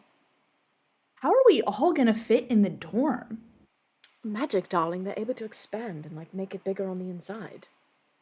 Oh yeah, sorry, I get so bogged down in legalese that I forget that magic exists. No, don't worry about it, darling. Wizards are absolutely outrageous sometimes. They can do incredible things. Fading Yeah, it's immediately a little too distracts much her. reading even for me. My thoughts exactly. It seems a bit unnatural, and you see she's like very much druid-esque of like lots of flowers and like things. She's like, certainly doesn't make a lick of sense to me, but I'm happy to reap the benefits if they're there.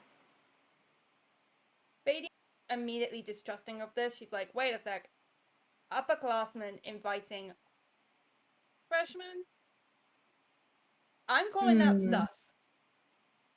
I mean, he Why This does. does sound like amazing. I will say, the freshman class are not going to be the only ones there. It's going to be like everyone, but because like freshmen don't really get invites because we don't know anybody, he has personally invited groups of freshmen. Pilot kids like me, right? Yeah, the pilot as well. Yeah, Bugsy's going along. And she doesn't have any other pilot program people in her group because like it's her and then Winfrey, who comes from a noble family, Athenia, who's obviously royalty. But she goes, yes, Bugsy was invited. He was very excited.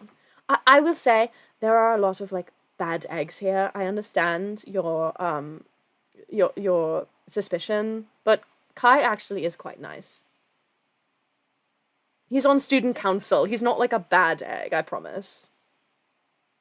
It's just, I don't know, like, you get invited to so many parties when you're, like, friends and whatnot, but, like, when you're me, you usually go there as a joke. You get invited so people can laugh at you, you know? That's Well, not very nice. it's not nice at all. And I will say, I mean, if that, I'm sure there are going to be arseholes there, so, like, don't count that out. But Kai is simply not the person to do that. Okay, I'll go, but I'm keeping my walls up. You'll hear no argument from me, darling. Awesome sauce. Will that pink tiefling be there? The one with the guitar? She looks over and she goes, Evelyn will absolutely be in attendance. Evelyn. Yes. Oh, she got a crush. No, she just waved hi to me in the hallway, and I thought she was really nice. Asha, Or you've they been were really here. nice. It's... I'm misgendering my own character. Dorian Pride Month? Oh my god, hit my hand. Oh my hand. god. I'm so bad. The immediate karma. The immediate karma. My girlfriend's gonna text me and be like, she? Oh, sorry. I'm gonna pay for that. Screaming. I'm gonna pay for that. Anyways, they Evelyn is a they, guys. They. Apologies. I Tasha, misgender you've been myself. You're good. You're I totally misgender good. myself all the time. You're totally good. And Alright. you've already rizzed up half the school. I rizzed up half the school. Yeah. You know, I saw you making great friends with Winnie, and What's a I'm trying to be the riz? glass. I think Akasha's gonna need to write down the word Riz.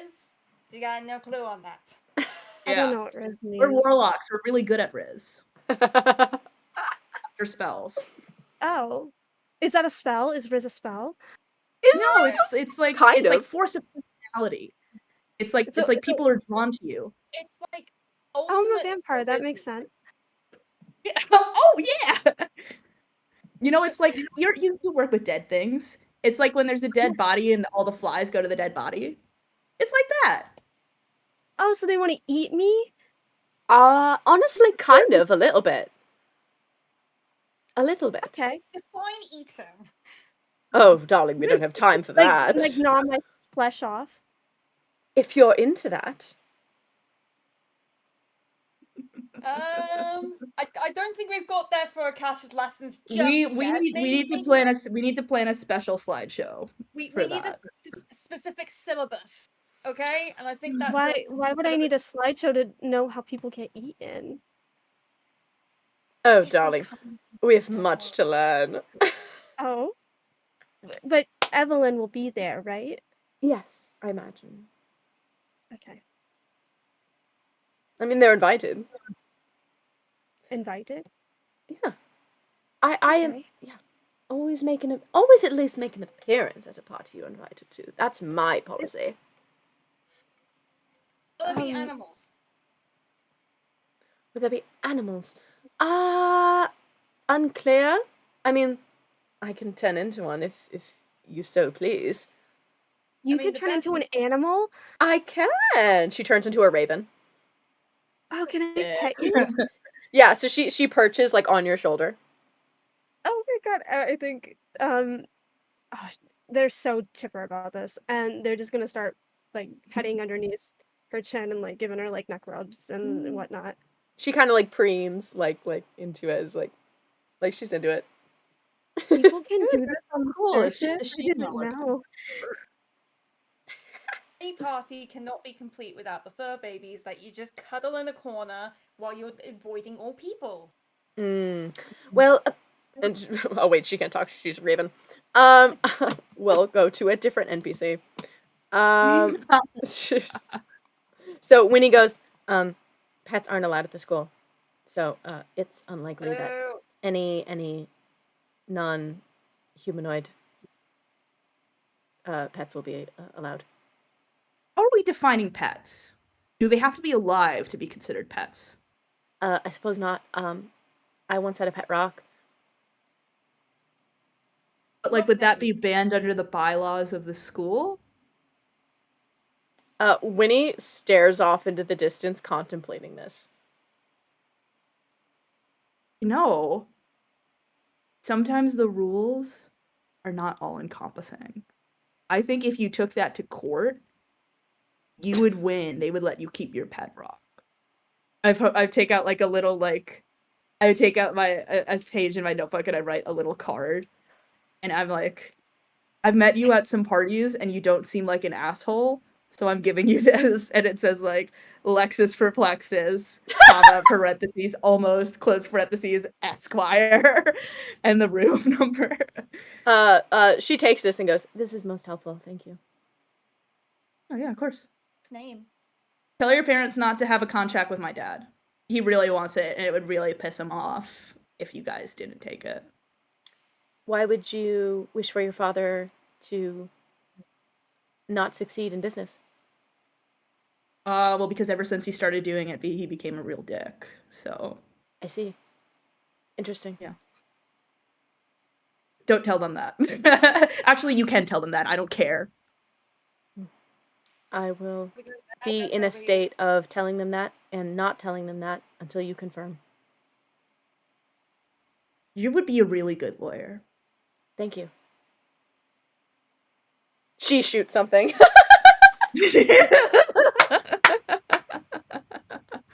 Takes her crossbow and just shoots something. Ogar goes, oh hey, what's going on? not even okay. Yeah, give me an insight check. Who rolls for insight? Anybody if you want to measure that very unusual interaction that just happened. 12. That's Wow. a 3 plus 4 is like 7. Yeah, I feel like you've been around enough wild people, Fadian, that you're just like, yeah, sometimes people will just shoot something for no reason. What did you get, Akasha? What do you want? I can roll. Yeah. I didn't roll, but I can do it. Yeah, go for it. I think this is a 9. I think I rolled a 9, yeah. Do you add anything to your insight? Let me go see. My thing keeps shutting off, so I have to, like, type back in. Totally good. You said insight? Yeah. 13. 13, and then what did you get, Lexus? 12. 12? Yeah, I'll say that you can both kind of get the vibe that, like, Winnie maybe doesn't know how to respond to compliments in a way that, makes her particularly comfortable. Lexus is kind of clocking like the rich distant parents thing from Winnie and is like opens up yet another list and is like rich people I can trust and it just says Akasha and Winnie. This notebook has like hundreds of pages, like just so many categories of things being cataloged here. Amazing. Okay, so I think with that we'll kind of wrap up. Unless there's anything else anyone wants to. Actually, give me another investigate check, Fadian. You smell that sulfur again. Uh-oh. Investigation plus 1. Okay, that's a 3, so it's 4. Oh, I was gonna give guidance. Oh yeah, you can give guidance if you want. If you roll the 3, it's probably not gonna help. I mean, If you plus 1 is 4. if you can break. Yeah, no, that's not gonna do it. Okay. Yeah, you feel a little bit of panic in your chest as you smell sulfur again, and you can't quite put a point on where it's coming from.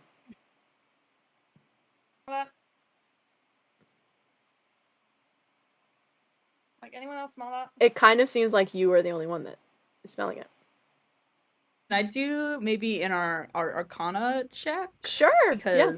I know about the fact that Fadian's in a pact, and Yeah, so this is going to be a pretty high DC because most of the people here have some form of magic around them as they are students of magic. But I'll say like DC like 17. all right. I only have a +2 to Arcana, and I've rolled another 3. Shout out to the 3 Cree. Amazing. Yeah, you kind of feel there's just kind of like a general vibe of magic here. Also, like the building is also magic, so there's just like a lot of arcane interference happening, where like you can't quite nail down whatever it is that Fadian is feeling. Interesting. Yeah. Or you could just see Fadian just kind of like heart sinking, just eyes bulge. Like, they're usually so cocky and sarcastic, they're just kind of like shut off. Yeah. After just smelling it. And then all you guys give me a perception check. Thankfully, perception's plus 4 for me. Love it. 12 plus Got 4 a- is 15. 13. 13. 19? 19? Okay, so what was it? 19, 13, 16. 16. Yeah, I'll say that you guys all clock this. You see 2 upperclassmen fully trip Gongor while he's carrying some heavy stuff. I think Akasha's gonna stand up for that. Fadian's Yeah. standing up, it's just there like... Yeah, I'm going with Yeah, no, them. she doesn't fuck with that shit. Let's So go. she's walking over and she's like, hey. Yeah, so you see Thaddeus Fortier, who actually, if any of you want to give me a history check. I can try.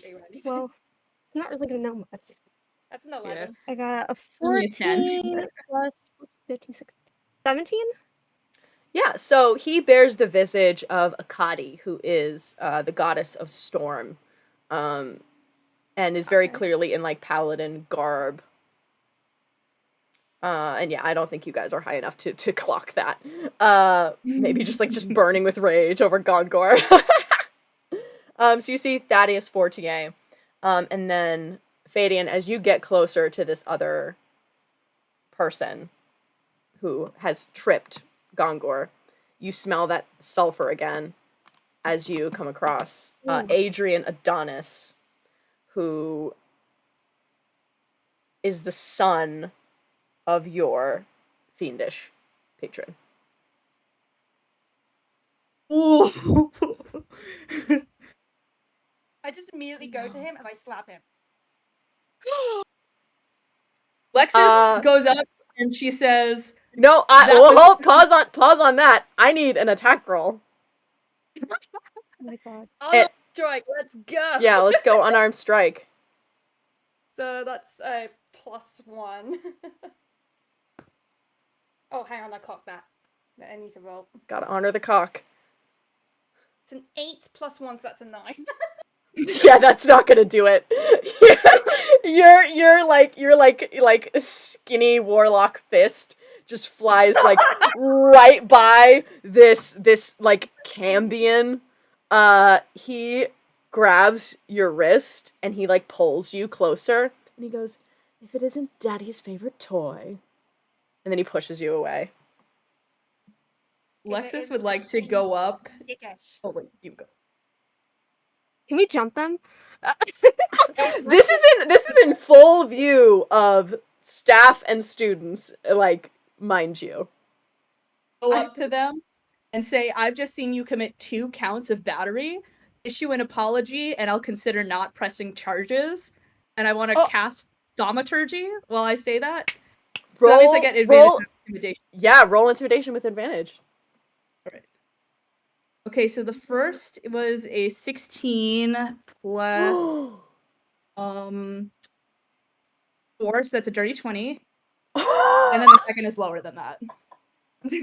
I'll say with a dirty 20. Oh god. That's enough for him to be like we were just playing around. Like, fine. I'm gonna need a written apology within 3 days. He's gonna need law. You see he grabs a paper. He writes "sorry nerds" and then he puts it on the Is that the best I'm you gonna need it to got? be signed with the service of certificate. And I throw it back at him. He goes, I'm done with him. He goes, "I'm the son of an archdevil, baby. I don't put my signature anywhere." And I've got an archdevil in my pocket, bitch. I know the law. I'm gonna make a roll. Oh, Low is wild. High is smart.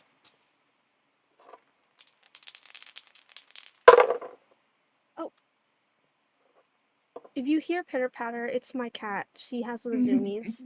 No, you're good. He's gonna cast Hold Person on you. It's a wisdom save, right? It is a wisdom save. Yeah, hold on, let me get the DC.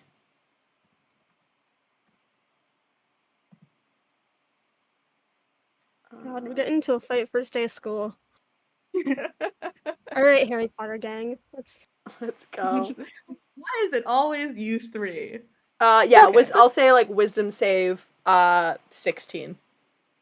Okay, and I'm making that roll. You're right? making that roll. Right? That's a 4. Yeah, so you are held. Lexus tries to be like, this is still battery. I'm gonna Akasha need to does be not like looking at this. Akasha like, Akasha, you better hold me back because I'm gonna get him. I'm gonna get him too. Gongor like stands up and he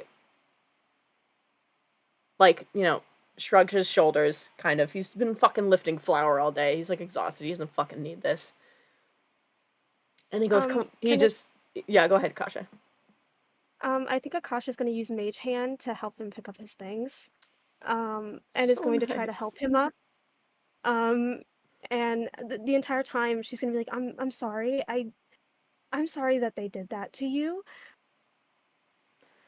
It's fine. Don't worry about it. I'm honestly used to it. And he goes, "Hey, guys," he goes, "fucking, like, leave them alone. They got nothing to do with this." And then Adrian and Thaddeus kind of look at him and you're like, "You're right. They're fucking nothing." And he releases you from hold person and they head out. That's definitely they not leave? permitted in the school's code of conduct. He gives you a middle finger as he's walking away.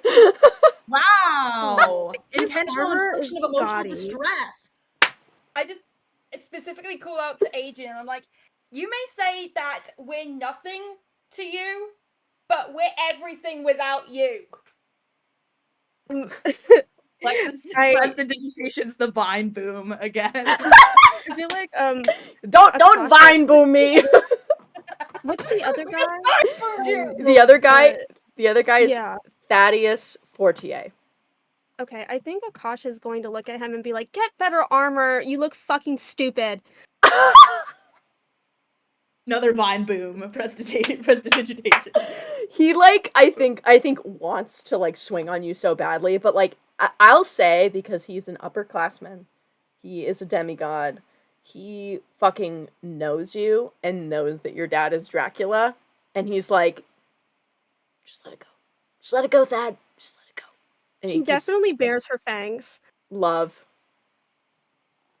Listen, Have I this been is at not brunch with me, any of bitch. these people? Oh, you, I think, absolutely recognize Thaddeus Fortier. You don't recognize Adrian. Yeah, Thaddeus Fortier is everything that you hate about upper class elite, privileged, pompous, arrogant.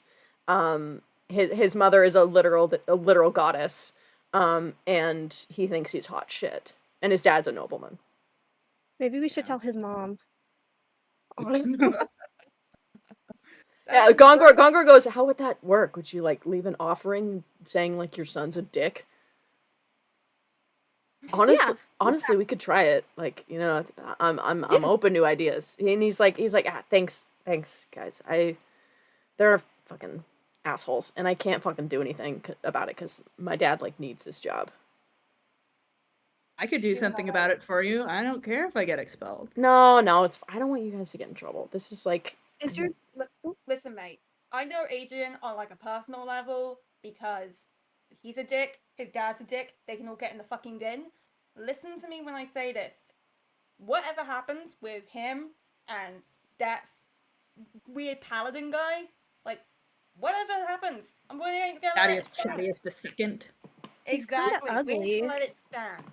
Okay, no matter what. Yes, Akasha, that. lean into that. You can tell people they're ugly in the real world. Yeah. Yes. I could. Yeah. Because he is. Why a goatee?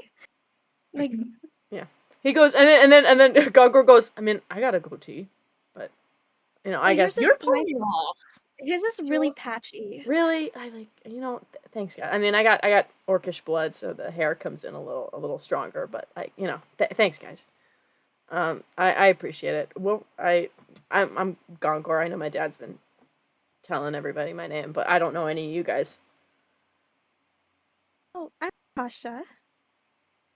Lexus. Nice to meet you guys. Listen, I really appreciate this. I don't want you to get in trouble for me. I mean, people fucking kill to get at this school. So Point. Kill? I can kill. that's fucking sick. It's awesome. I could drain that one guy of his blood. I've never had demigod blood before. Me neither. Before. Gongor trying to connect, being like, yeah, me neither. I've never had demigod blood. Gongor, are you doing anything later tonight? You have work still? No, I mean, I gotta finish hauling this fucking flour back, but then I'm pretty much Oh, I can free. help. Invite You him should- to our midnight feast.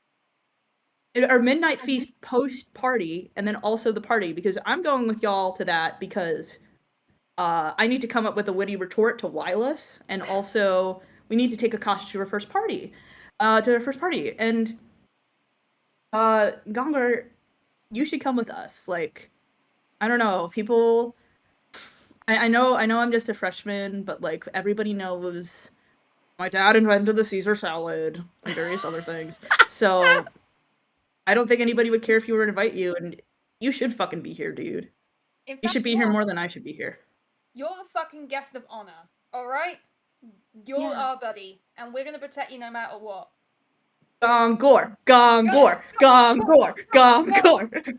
He like gets all bashful. He's like not gonna stop it. And it's like, all right, yeah, sure. I'll see you guys later. I don't know if my dad told you where we're living. We have like a quarters kind of in the back of the kitchen area. So yeah, just whenever you wanna come down, feel free. And then yeah, if you need something to eat after, I can like open up the locker for you to get the good stuff.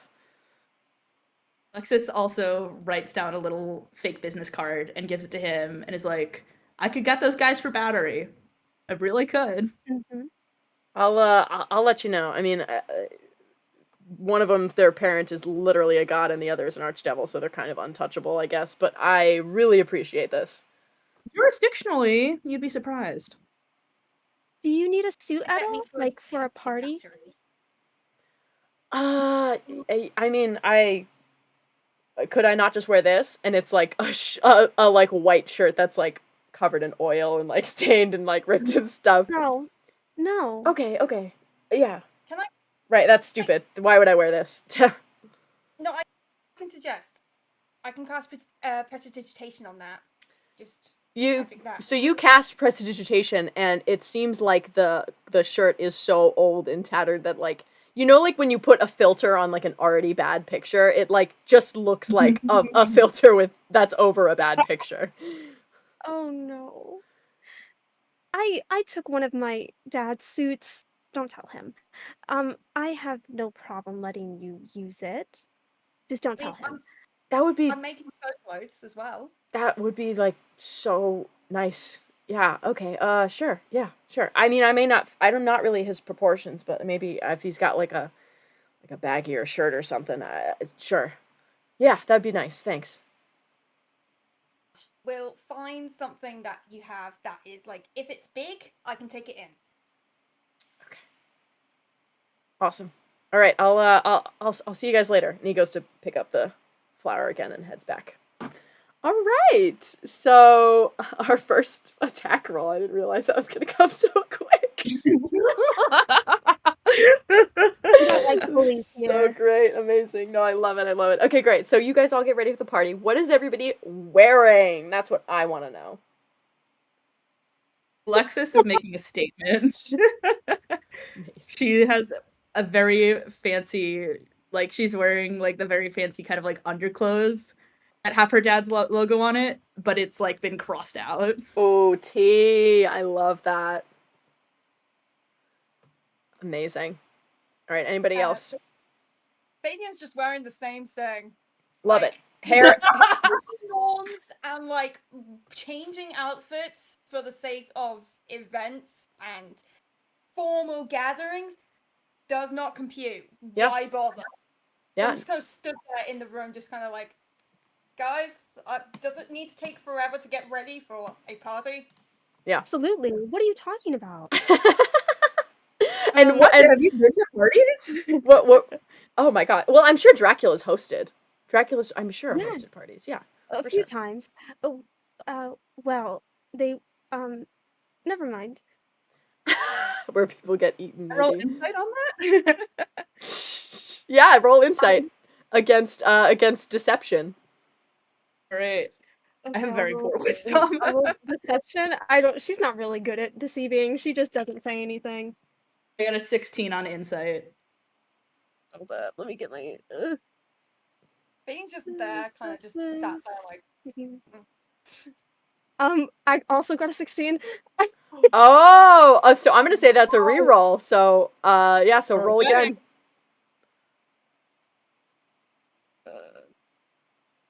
Okay. This time I only got a 10. 12. 12. Oh, okay, so yeah, so you're like, that was weird, but also Akasha is like adjusting to like social norms, so maybe that's just her just being normal. Fine. Secrets. Amazing. Akasha is going to wear this. I just pulled up my Pinterest board. Period. That's why I was looking down. Yes, So she paint has, me like, a this- word picture. I'm ready. She has like this long. It looks vintage. It looks very old. It looks like something like, like when you go to the thrift store and you find that really pretty vintage dress from like, I don't know, maybe like the 70s. Like that's the vibe it's giving, and it's this long kind of layered dress. It is not bustled like her previous one. It comes up to her ankles where you can see her platforms. She is wearing lacy gloves. She has a corset on and a veil over her hair, and she has just simple jewelry on. Well, simple for her. It's very much, yeah, and pretty like dangling long earrings. But yeah, she walks out. She's got like the trad goth makeup, and Amazing. Yeah, gorgeous, thick shadow, thick liner, lashes to the gods, like just absolutely gorgina. And yeah, long, elegant, romantic dress, like just so good. Okay. Awesome. And then we did Lex already. Fabulous. Okay, great. So then I'll say you guys go down, get Gongor, bring him back up, and try to find something that fits him. So based on the proportions, so like Dracula is a very tall, slender man, and Gongor is a very athletically built half-orc. So in terms of proportions, there might be some finagling that needs to happen for him to fit into one of your father's suits. But what do you think you would end up putting him in? I think she would understand that less is more, learning that from her new friends. And she is going to try to just put him in a simple, like, button-up shirt, but she's going to have it buttoned down a little bit because she's like, chest hairs. Yes. Oh, yeah. And yeah, and he's very handsome. He's very handsome. He's got like even like as you're sort of dressing him, and I'll say like Fadi, and you probably pick up on this too as you're like maybe sewing him into certain things to make it look nicer. Sewing, I'm able to like feel some of his body, and there's just internally Fadi's like, don't freak, don't freak, don't freak, don't freak, don't freak, Yeah, don't freak. yeah. Give me a deception roll. And Can I give guidance? yeah, give guidance against not trying to be thirsty. I got +6 on deception. All right. Yeah, he got a 3 on insight, so you just have to beat a 3. 17 + 1, that's an 18. Yeah, and then plus whatever guidance would give you. Yeah, he does not even notice. I think maybe And then that'll be +3 on deception as well. So yeah, +6 even. So yeah. I'll say because that roll was also so high that you maybe catch that like he maybe doesn't recognize that someone would ever be interested in him.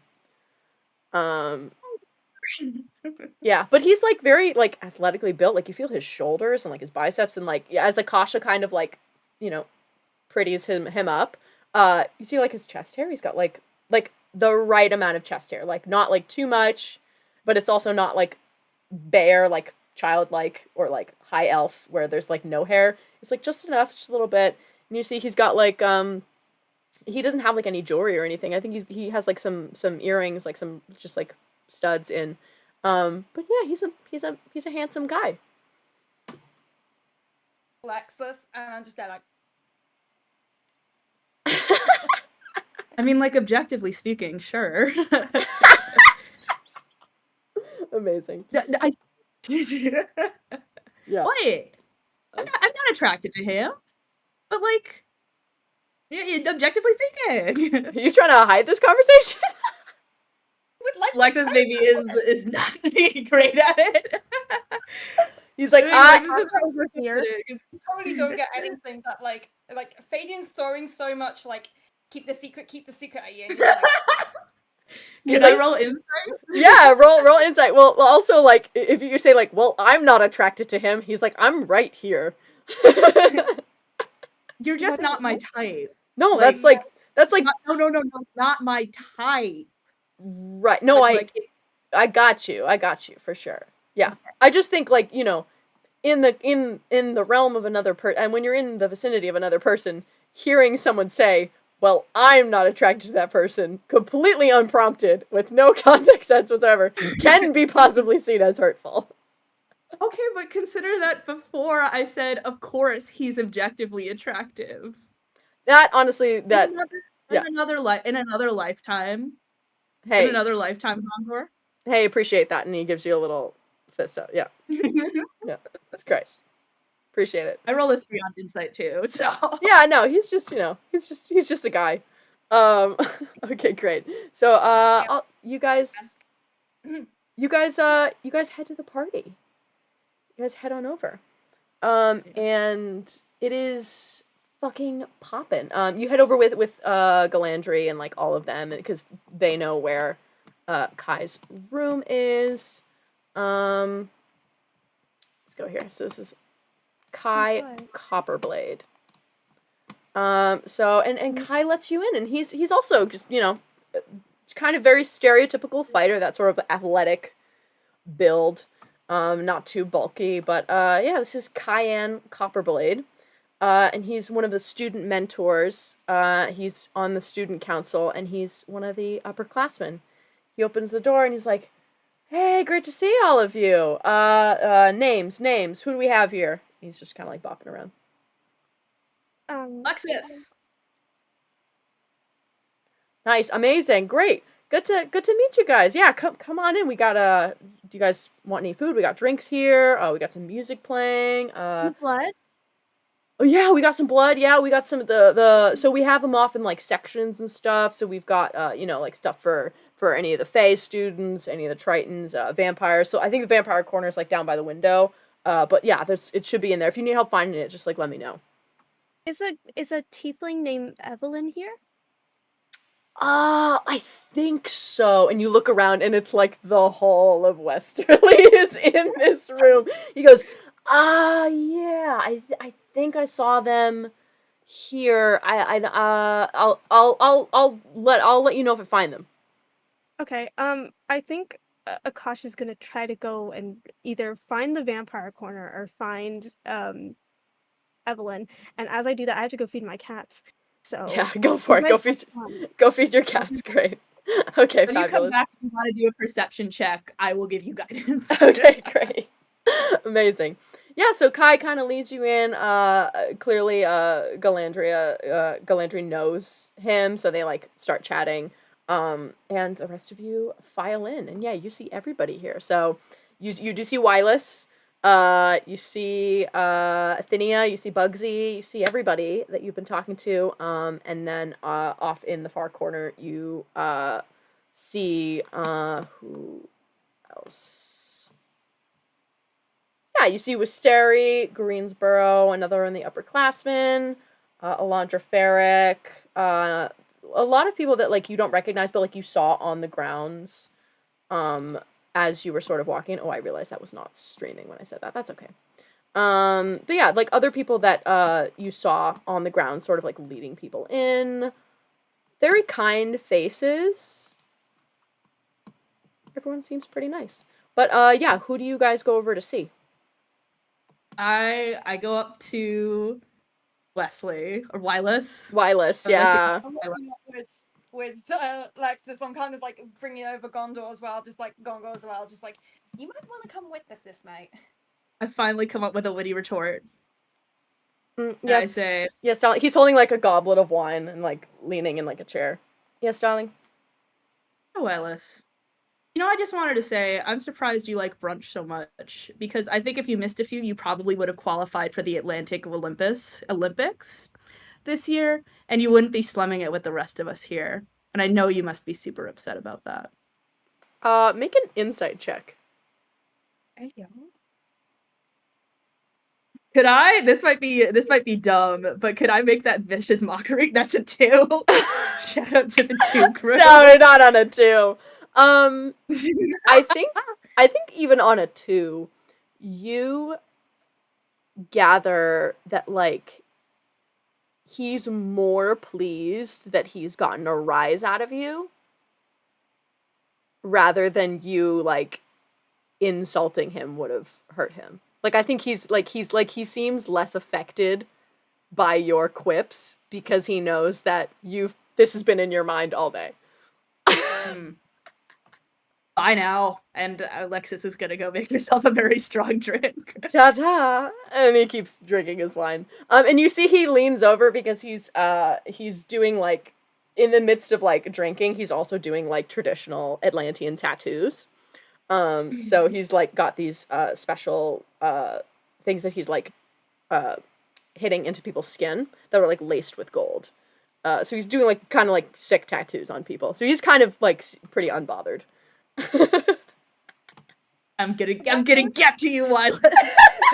I just like lean over to Lexus and I'm like, for the record, I thought that was a burn. Thank you. Speaking of burning and infernal things, what's the dude with asshole number 2 who was pushing down Gongor? I know Thaddeus Chattius II. You know, he's at brunch. The worst. You seem to know the other dude. Adrian is the son of my patron. Oh. I see. Yeah, that really puts your reaction into context then. Because the less said about my patron, the better. But Right. Well, we'll talk about that later, but I'll keep an eye out for this guy. Just so you know, if you do hit him unprovoked, I can't. That is against the law. I would not be able to make a strong case. So if you're gonna go after him, try to get him to go after you first, and then I can maybe work it out. can have attempted battery for self-defense. Well, defending against Gongor here. It's a tricky case because they already tripped him. You can if you can defend a third person, but they have to be in imminent danger. I'll write you a memo about that. I'll write you a memo about the laws of battery. I think we're really gonna need to know that. Yes. Gongor looks around and he's like, do you guys want, like, a drink or something? Like, in the midst of all this legalese. He's like, you guys want to, like, get a drink? Yeah, on the rocks.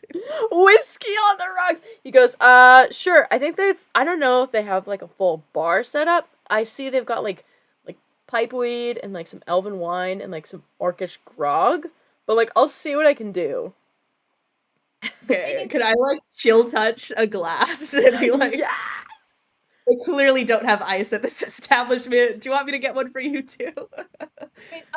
Fading starts, like, playing with her hair as she looks at Gongor and it's like, I could have a cordial water if that's available. Like, very obviously kind of, like, flirting, but not flirting. What did you ask for? A what? Cordial. What is that? Is that a British thing?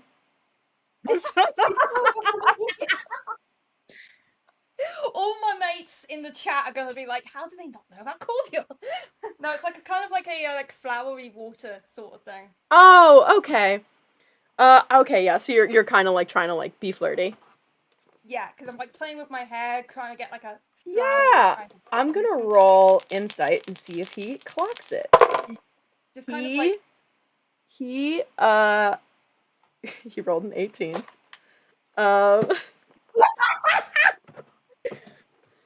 So he kind of, like, puts his shoulders back a little bit, like he's like, my physicality is my, like, greatest quality that I have found, that others have found worth in me, and therefore it is what I consider my most useful trait. Therefore, I will show my athletic prowess to try to impress this person who is clearly into me. So he kind of, like, puts his shoulders back. He's like, yeah, I'll totally do that. I'll totally, yeah. I'm gonna go. And then he goes off, gets you a cordial water.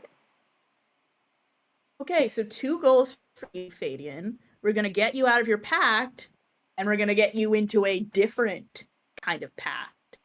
With Gongor. I know what you're thinking. Hey. Absolutely. Like, I don't know about you, but, like, half-orcs? Yeah. Girl. Oh, I would agree. He's very impressive. You know, I mean, like, obviously something's up with him not getting in, because clearly Thaddeus, what's his face, is his mom's a god, whatever. He's clearly, like, well established in this school. I wonder if he has something to do with Gondor not getting in. Because clearly he's more talented than half the people here.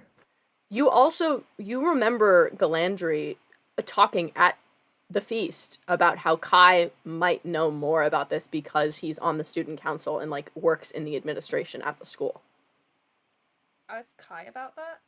Yeah, see I'll say you're gonna need to do a perception check to see if you can find him. Okay. Guidance. And you get guidance. I do get the guidance. Yeah, because he's also like, he's one of those hosts who's kind of like always moving around like, hey, how you doing? Do you need a drink? What's up? How's it going? Good to see you, blah, blah, blah. Like, he's kind of always moving in the crowd. +3 is 9, and then plus my perception is 4, so that would be 13. 13 with guidance? Yeah, 13 with guidance, yeah. I'll say 13, you're like hard pressed to find him. I'll let you roll again with advantage if, like, is Lexus also trying to find Kai? Yeah, Lexus wants the hot goss. So Okay. can I also give the help action? I don't know if that works. I'll say so roll with advantage, and I'll say roll with advantage because Lexus is also looking. It's on this second roll as well. Yeah, do the guidance as well in here, so we'll just say the spell lasts however many rounds. That's 16 plus 4 with guidance, that's 20, and then plus the perception 24.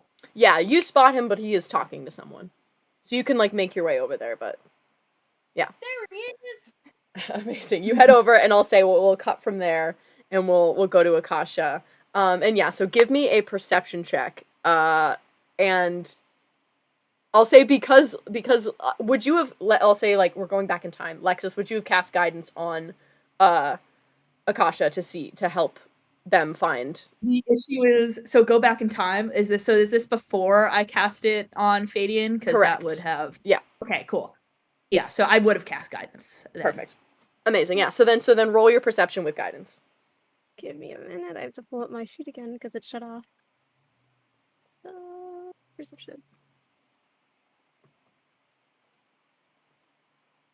I got 17. Do I add anything with guidance or? So you roll a d4, the little triangle one, and then whatever number's like right at the top. This one? Yeah. Yeah.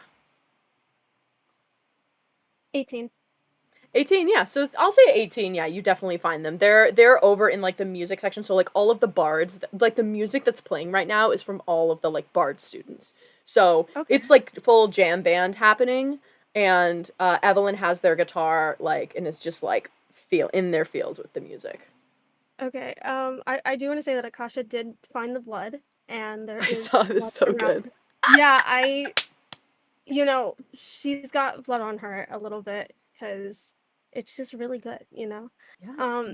And she walks over. It's like, well, I think they're like, right, I can't just walk up. That's, and then they're like, what? I mean, maybe I could. And then they're just having this internal struggle of like whether or not to walk up to this tiefling person that waved to them. And they're just like, okay.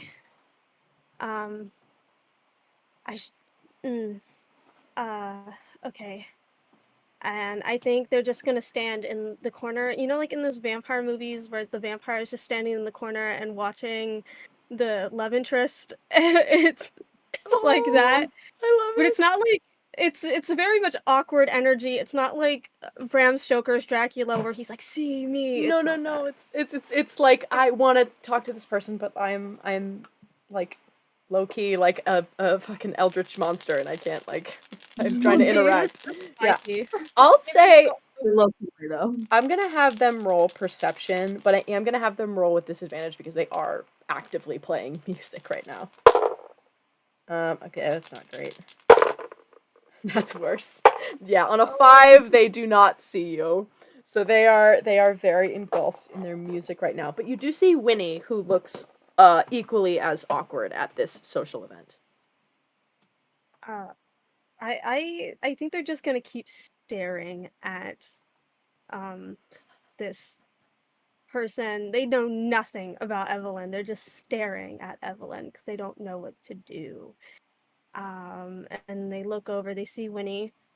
Does Winnie see them? Yeah, Winnie Okay. waves. Winnie is like I'm in a place where I am uncomfortable and I'm looking for anything that could possibly save me or could possibly like make me feel more comfortable. So Winnie like catches eyes with you and like waves, but then like goes to move, but then is like, is that what they want? Do they want me to come over, or do they want should I stay here, or is it like she's like holding like has like a vice grip on her wine goblet, like has no idea what to do in this interaction. I mean, honestly, Akasha does have blood on their face, so I do understand if somebody does not want to walk up to them. Do an insight check. Okay, hold up.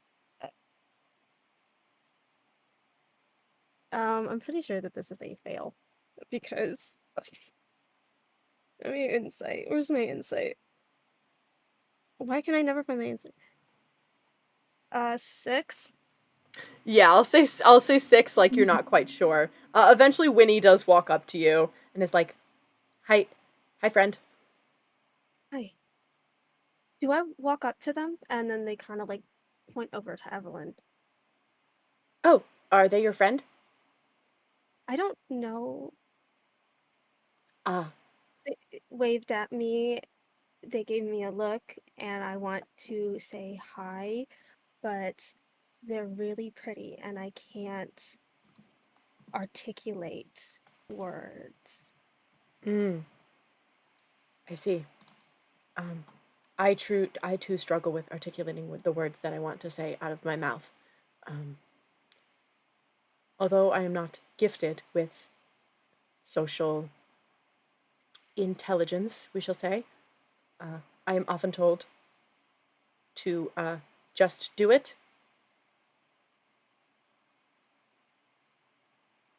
Oh. Okay. But I reject that wholeheartedly because it is terrifying. Yeah. I don't do what the knight did, right? At the banquet thing. Based on the other's reaction, it seemed socially unacceptable, yes. Okay. So I don't have anything to. Where's that person that turns into the bird? Oh, Galandri. I haven't found her. You think she has flowers? I would imagine so. She has them all across her headscarf all the time. They look and smell magnificent. Do you? Okay. Do you want to look for Galandri and see if you can find her? Yes. Yeah, roll with advantage because Winnie is also looking. And that 20? You see Galandri, who, like, has been this kind of, like, she's kind of, like, a little bit of a chatty bitch, but she's, like, pretty, like, buttoned up. Like, she keeps it together. She's, like, a high elf. She comes from nobility. This bitch is tearing it the fuck up on the dance floor. Like dance circle, like grinding on some fucking half elf barbarian, like into it. Like she is deep in her cups, like having the best time, like in the middle of the dance floor, flowers everywhere, like having the best time. Akasha is, blood. I'm just gonna walk over there and be like, "Hi." She pushes the half elf away. Hello, darling. You look amazing. Do you have flowers? Yes, of course. Do you need them for like a drink or something? Yeah, No, sure. for the pretty tiefling. Oh, Evelyn. Yes. Okay, so not Wolfsbane, I'm assuming. And then she pulls off like a couple like Wolfsbane? roses. Why would I give them Wolfsbane. Right, I'm saying don't give them wolfsbane. It's like you know, because like you know they're like a werewolf, so like maybe don't do that. They're a werewolf? Yeah, they're a werewolf. Oh right, you're a vampire.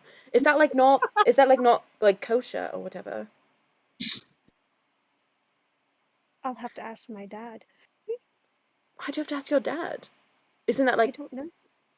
I mean, it's like I mean, it's a party. Do you want to try to like get their attention? And she like pulls you onto the dance floor. Attention? Yeah, like draw their eye, seduce them. I can try that.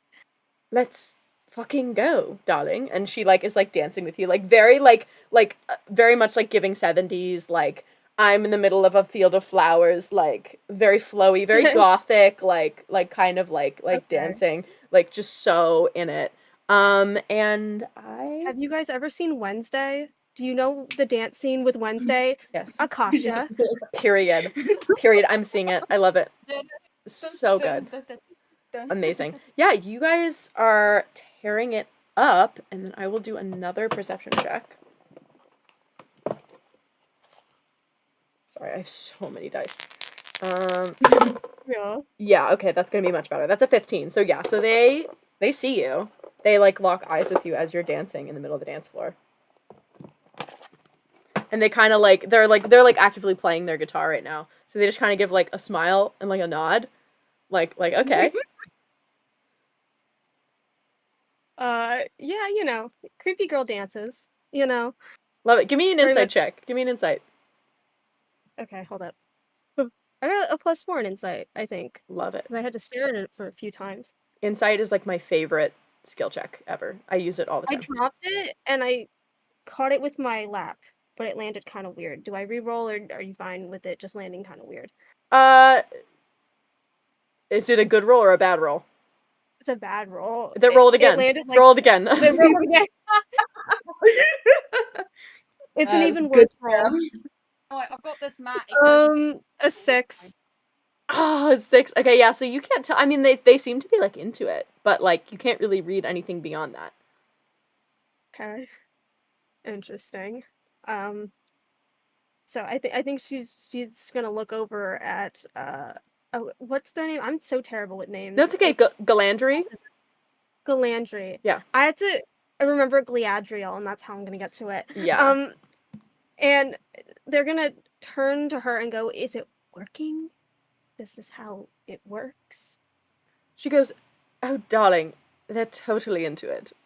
It's totally working." I don't, and she like gestures to like all of you, and she's like, "I don't understand how anyone couldn't be into it. You look amazing." Thank you. Yeah. We love it. Yeah, great. Okay, so we'll pull away from there. We had that nice little moment, and then we'll go back to Kai. So y'all find Kai.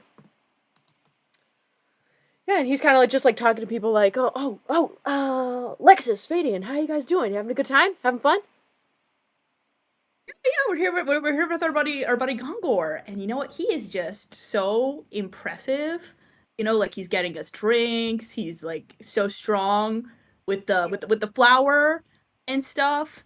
You know, do you know? Do they have like because his dad works here? Is there a way that he could like get into the school? Yeah, well, you know, like it's so weird that you say that because like he applied this year, and his whole like application for whatever reason, I don't know if it got like thrown out or like, but it got like rejected. Like they sent him like a rejection letter or something. It was so weird because I was like, he told me he was applying, and I was like, oh, sick, dude, can't wait to see you like on the course. That'll be awesome. And then he didn't get in. It was like, it was super weird. Does his dad have any say when it comes to admissions? Like, is there a thing No, with I mean his. or is there like a thing with like staff members having their kids as part of the school? Is that usually a thing?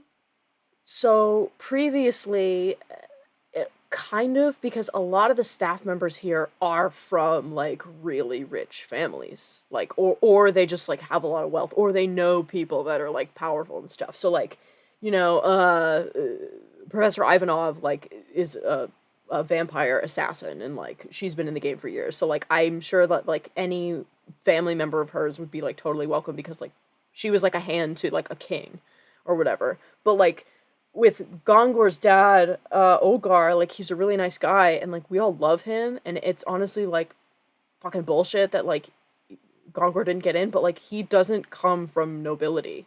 So the whole point of the pilot program was, like, to admit these students that didn't come from these noble backgrounds. And, like, I'm like, I didn't understand why his application would have gotten thrown out, but, like, Ogar doesn't have, like, any power. Like, he kind of, like, leans in. He's like, I don't want to, like, spread this shit around because, like, Gongor's a good guy. Like, can I trust that, like, you guys will keep this under wraps? Secrets. Yeah. Yeah, so I guess, like, Ogar, like, used to be, like, a kind of, like, a big-time criminal. And he, like, had to, like, leave the kingdom that he was a part of because he was, like, getting, like, hunted down by, like, bounty hunters and shit. And then something happened, like, a few years ago, around the time Lazuli Lovely-Bell started working here, where, like, he got some kind of, like, immunity, but as long as he was, like, working here. So he's under house arrest, basically. I mean, like, he can leave. This isn't the kingdom where he's being prosecuted actively, but, like, I think he just doesn't want to, like, ask too many questions or make too many requests because, like, Lovely-Bell saved his ass. Yeah.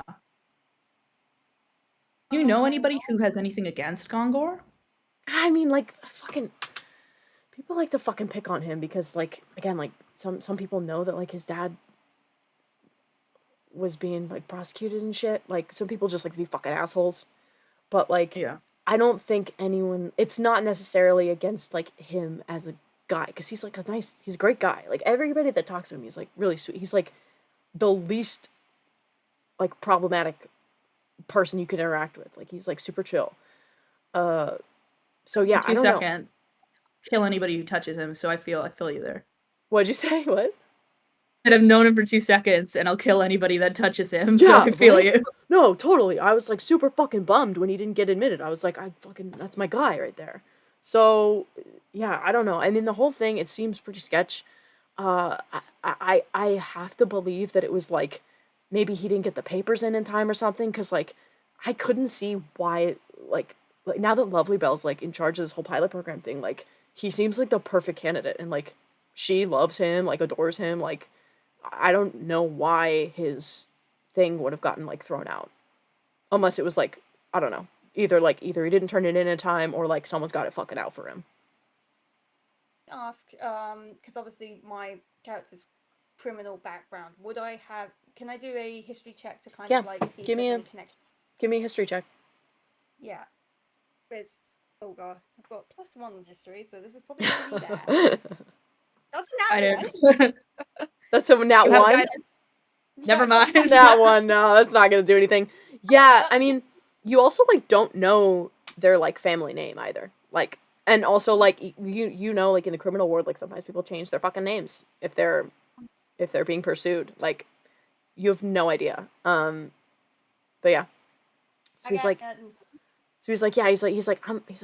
I'm really glad you brought him around here. Like, I shouldn't have invited him. Like, he's a good guy. And I don't know. I hope things turn around for him because, I mean, he's got talent and he's got a good heart. So I don't know. I'm glad you guys are hanging out with him because he's a cool guy. Who gets final say on the pilot admissions? Is it Lovely-Bell, or do they have to go through someone else? I don't know all the details of that. I know that, like, Lovely-Bell is, like in charge in terms of, like, she created, like, the formula for, like, how to get students in, and, like, she does a lot of the recruiting. But from what I understand, it's, like, a lot of the staff also have a say. And, like, some of them aren't really as interested in the pilot program. Like, they don't care because they're running their own classes, and they're just sort of like, oh, yeah, sure, whatever Lovely-Bell says. So, again, I think it would be more... Again, I don't want to fucking speculate, because, again, a lot of the teachers here are pretty rad, but if one of the teachers was like, I don't want that kid in the school, I don't know how much sway Lovely Bell would have if someone was really against him being admitted. I see. Well, thank Like- you. A completely different sided question, mate. Yeah. Is Gongor seeing anyone? He kind of like smirks. He's like, I mean, I haven't heard anything, but I'm the only one way to find out. Please keep this on the down low. Like, He goes like this. He goes, listen. He goes, you keep that secret. I'll keep yours. thank you. Lexus is stunned that both of her suite mates somehow already have romantic entanglements, and it hasn't even been the first day. It's more like at the meet cute stage. Yeah. It's so good. Romantic interests at the very least. Romantic Yeah. intro. Yeah. Okay. So he's like, do you guys need anything else? You go to your drinks. He gestures to your like. Gongor said he was gonna get us some drinks. Oh right. Okay. Yeah. So enjoy, and he heads out. Yeah. So Gongor comes back and he gets you a drink with like all the flowers in it. He like wasn't sure which one to get, so he just got like all of them. So he hands it to you. He's like, I have never really had this before, so I hope it's good. And he hands to you like orcish grog with like a little bit of like some like sort of like sweet fruit in it or something. He's like, I did my best to try to make it taste more like whiskey.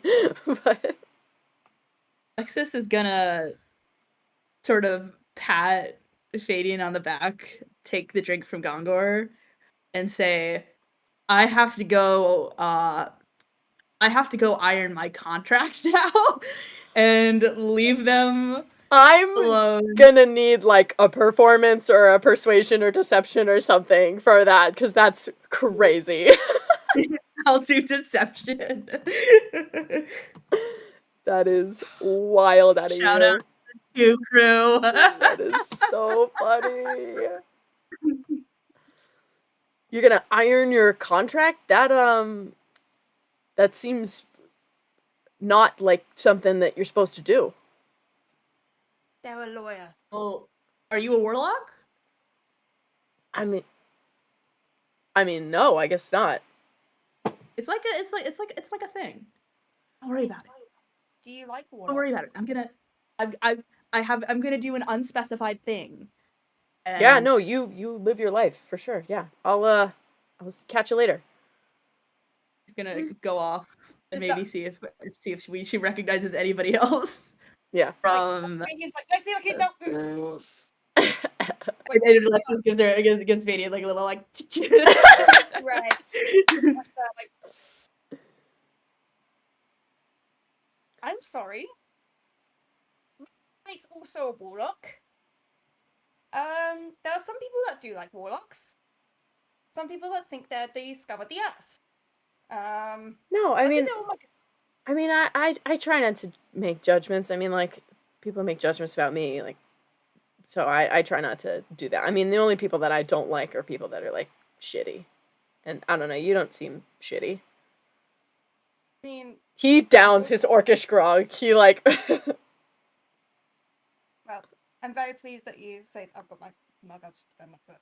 And like, well, that's very nice of you. And yeah, unfortunately, no, Adrian, he's an absolute ass.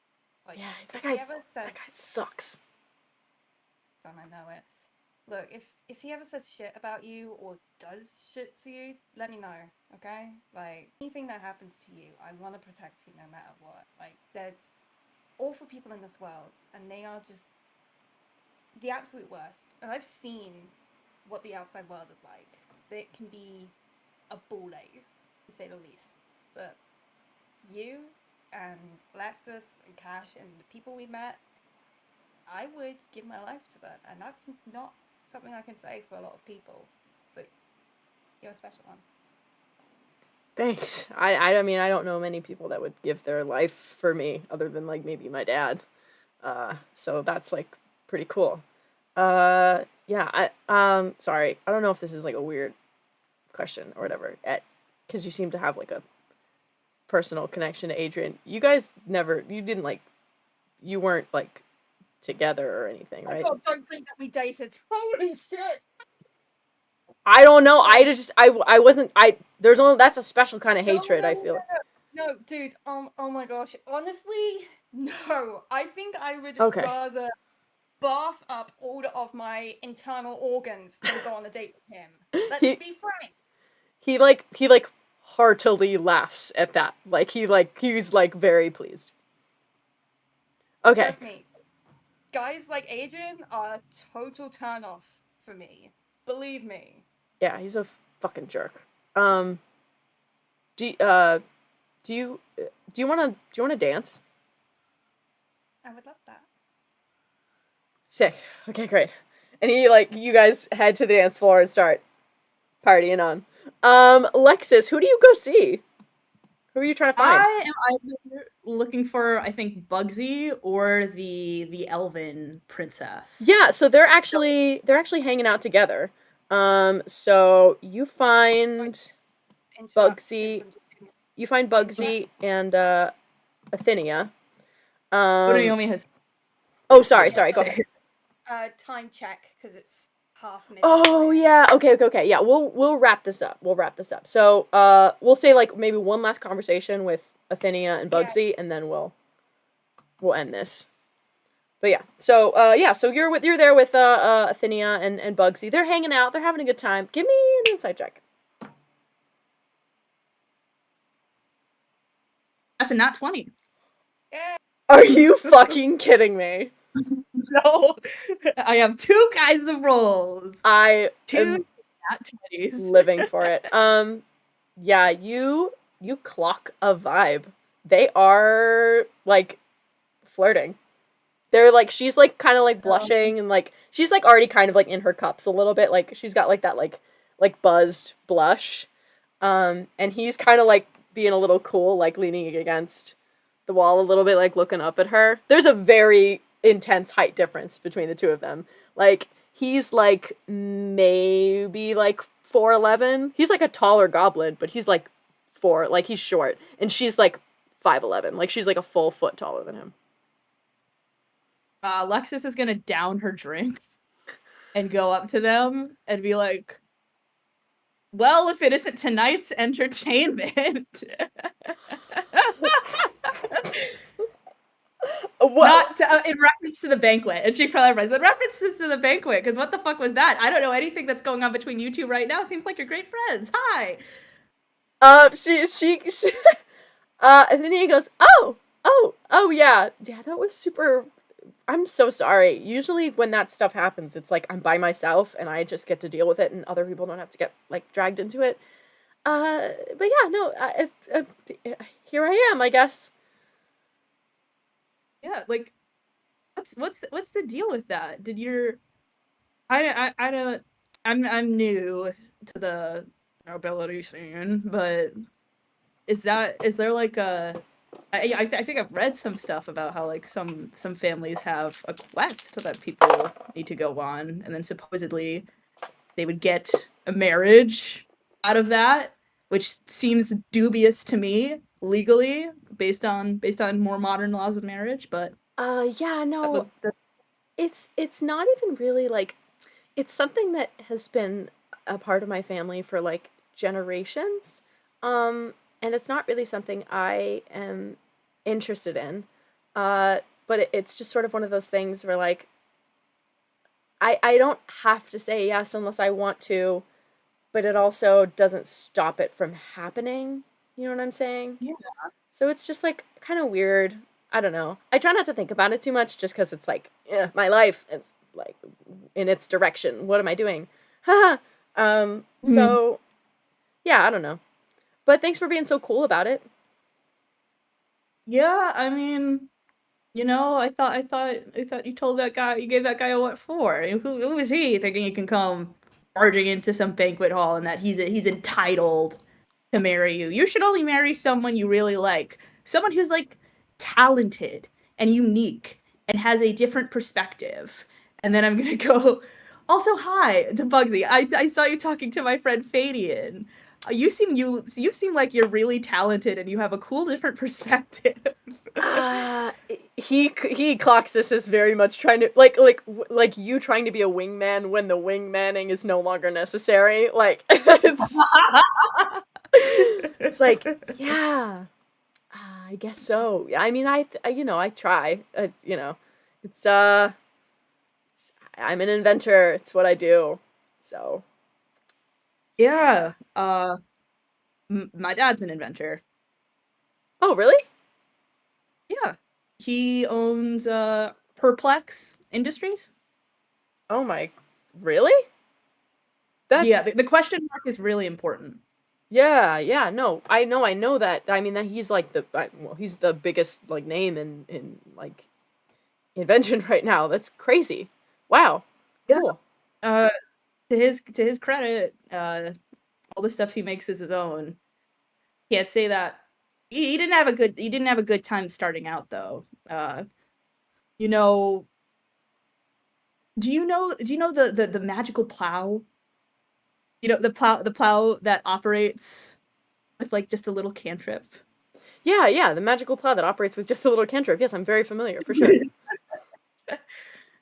He invented that, but I'm familiar with all of his inventions. I've studied his schematics. I anytime I can get to the library in my town, I try to find some of his new stuff. Yeah, pretty cool.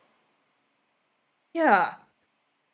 I'm just you seem like you have a good head on your shoulders, and I don't know. I would just be careful because I know starting out in inventing, my dad had a really hard time because ultimately the guys who sign off on these kind of things, they're going to just take advantage of somebody's creativity and put it off on their own if you're not careful about it. And he ended up dealing with it in not the greatest way. So, I through being his daughter and seeing him try to start this business, I've learned quite a bit about patent law and intellectual property. So, and I give him a little business card, and I'm like, so if you have any questions about that, or if you come up with anything new, or if you need any components or anything to that, just let me know. I mean, my dad sends me a bunch of stuff that's supposed to be good at recruiting people, but I could just give them to you if you would find that helpful. Yeah, no, that would actually, I mean, I have so many things that I have created. I'd love to figure out some patents or something. That would be so helpful. Thank you. Yeah, we'll be in touch. And then he kind of like realizes that he's just been talking, and Athenia, this really beautiful half elf or high elf, is just like standing there, and he's like, I mean, can we talk about this another time? Is that cool? If we can just. Lexus is like, yeah, sure. Yeah, sure. Okay, great. Awesome. Yeah. But I really appreciate it. Like that's awesome. Like I used to like hawk different inventions and shit, and I would just sort of sell them, and like I don't know what ended up happening to them, if people stole my ideas or whatever. So like this is really helpful. Thank you. Yeah, just don't lose your love. Don't lose your love and creativity. No, never. For this stuff. Never. And I mean, that's the whole reason I came to the school, was just like, I want to get better. I want to be better, and I want to build a life using what I'm good at to help the people that I love. Lexus, that kind of affects her. And so she's like, okay, I'm gonna let you be, but if you need any help with that stuff, just know I'm available. Yeah. I think after your conversation. Yeah. He kind of clocks. He didn't get a super high insight, but he kind of clocks like that maybe like you don't have the best or fondest idea of your dad, and he just kind of like, okay, yeah, like I can be an inventor who's not a dick in your life. Anyway, but yeah, see ya. And then I think from there, just so we're not just staying up too late for our friend across the pond,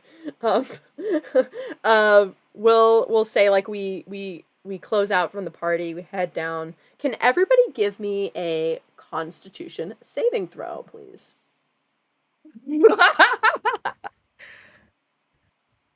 There's not one. Oh, see. I have That's such a terror. I'm 7 + rolling 2, so so that's a terrible. 9. a 9? Oh, guys. I forget you're all, like, spellcasters. Like, yeah, the con is not happening. What did you get, sir? Another 9. A 9, a 9, and a natural 1. We couldn't even clear a 10 with this group. Oh my god. Okay, so you guys are not used to, like, partying like this. This is your first, essentially the equivalent of, like, your first college party, where, like, you maybe have overindulged a little bit, and you find yourself not able to make your little midnight feast, and you are back in your dorms. Gongor kind of, like, he's like a fighter, so he's got, like, a pretty strong constitution. So he's, like, doing fine, and, like, he's orcish, so, like, orcish grog does nothing to him. So he drops you guys off and is like, you guys, are you sure you're gonna, like, be okay? And you guys are, like, vomiting into, like, the latrines. Okey-dokey.